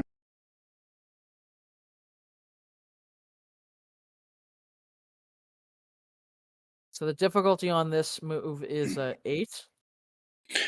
Okay, so far I have rolled a 9, and I only got 1 success. Okay, you do knock it out of his hand, but it doesn't knock away far. He could get it pretty quickly. Okay, so I disarmed. So there's still one more guy with a gun. Yes, and speaking of which, it's the guy who you knocked the gun out of the hand of. It's his turn, and okay, let's see. He's good. He's gonna go after you, Grug, because again, you're the one. Oh wait, Shogun, you don't have a gun, right? No, I don't. Okay, so he's gonna go after you, Grug. Okay. So he's going to try and disarm you. So he's gonna make flash roll D10, and then he's gonna roll. Okay. Let's see. He needs to roll an 8. He knocks the gun out of your hands. And that's his move. I don't have. Oh wait, no. Do you want to try and dodge? I have a dagger in my hand. I don't have a gun in my hand. Oh, okay, yeah. So he knocks the dagger out of your hand. Yeah. Okay. And is it Tios' turn now? Yes. Tios, shoot this motherfucker. Okay, so there's one guy left with a gun, right? Yeah. And okay. Yeah. So I'm gonna draw my Colt 1911 Army revolver, and I'm gonna shoot him in the chest. And Tios has a firearm skill of 4 and a dexterity of 2. Right. So a dice pool of 6, I think. So here are the range combat maneuvers. So, hang on, 1 sec. So you can do aiming full auto, which is a plus 10 to your dice. Oh wait. Oh, okay. Full auto adds plus 10 to your damage or damage dice or whatever. Point blank, which is okay. So we're point blank, aren't we? Yeah, you're at point blank range. So right. You'll get a plus 3 dice to hit, basically. Okay, what am I rolling? So I think you're gonna roll dexterity plus firearms. Dexterity plus firearms. Yeah. So that gives you 6 dice, Tios. And you're getting plus 3. Yeah, you need to roll a 4 or above. Is that plus 3? Is that plus 3 dice? No, sorry, that was the 3-round burst. Point blank is just a difficulty of 4, and your damage will be whatever your weapon says. Got it. So I got 2 critical failures, 1 critical success, a 5, a 3, and a 4. Okay, so that 1 cancels out the 5. The 1 so you miss. Can Tios do anything to use time to try and make the bullet hit somehow? He could retroactively. I don't know what the action economy is like, so don't take this as a given thing you can do all the time. But I guess for right now, until we figure out what the action economy is, we'll say yes, Tios, if you want to try and rewind to. Okay.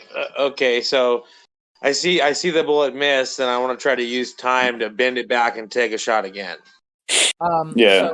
So you're gonna have to if you want to make this coincidental, you're also going to have to sort of act as though you're just shooting the gun again, right? Oh wait, no, they're normies. They won't notice that time is rewound. Okay. I'm a marauder, so I don't care. Okay. Yeah. So roll your arte, which is 2. And your time is 2 as well.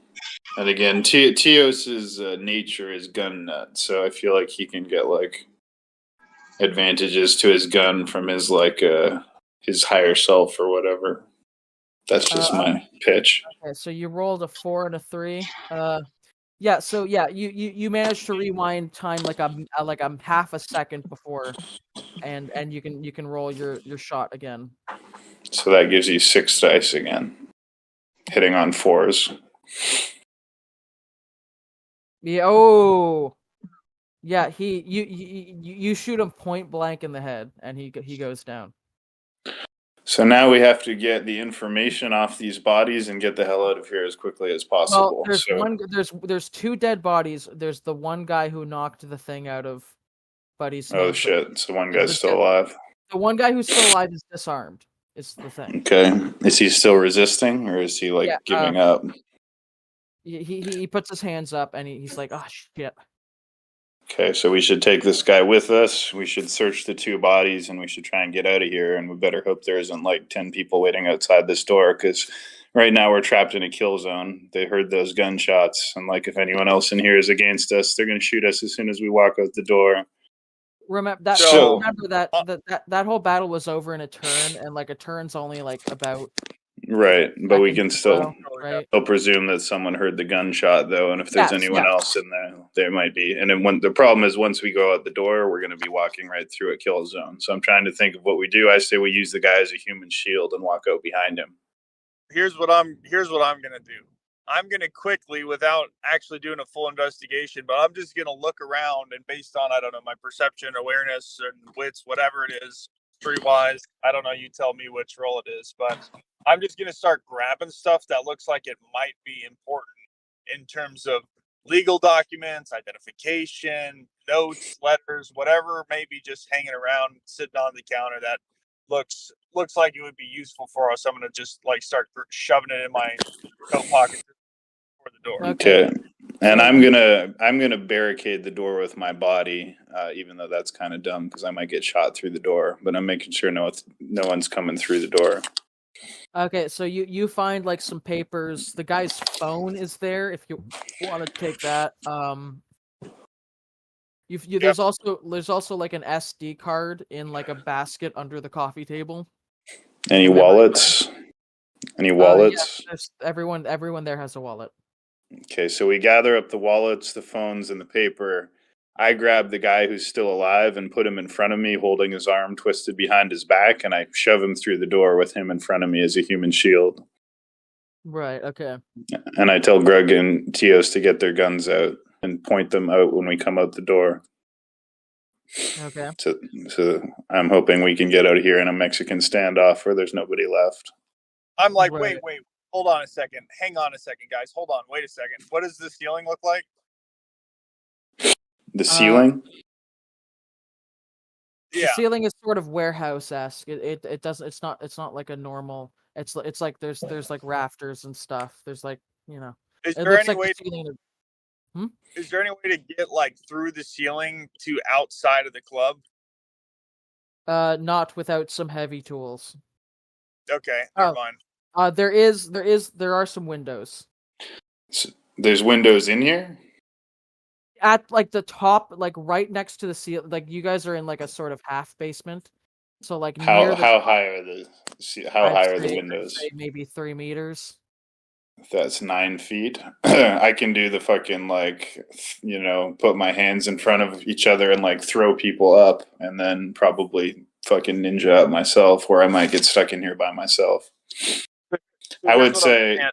Here's what I'm saying. You do what you are about to do, but just give me like 60 seconds, and I'm going to make a distraction. Okay. So, yeah, with the assistance of one of the guys in my dexterity, I'm going to try to like break through that window, go out to the front of the club, and just start shooting my gun in the air. Pop, pop, pop, pop, pop, pop. So first shoot through the window, so the window is broken. So at this point, right? You don't need to roll for that or anything. So at this point, right, like all of there's suddenly panic in the club, and you guys at least have a little bit of protection from the fact that there's a crowd in here and they're all panicking and trying to get out. right? So if you can do this quickly, you'll be fine. Okay, well, I want to still hold on to this living prisoner and bring him back with us. So I'm holding him in like a Aikido like twist, so his wrist is like twist over and hurting him and like hustling him out. Well, I say to the other two guys, cover me, because I've got this guy in front of me and I'm holding him, and you guys got to cover me with your guns while we get out of here. Right. So we try to escape back to the car with the prisoner and the documents. Can we do that? Okay. You say that again? We want to escape back to our car with the prisoner and the documents. Yeah, we've got a gun to the guy's back. Okay. So we throw the remaining prisoner in the car. We've got documents. We've got drug samples. We've got shipping manifests. We've got names and addresses. I'd say we've got enough to go back to base and close the game session on that note. Right. Okay. So you guys go back to base?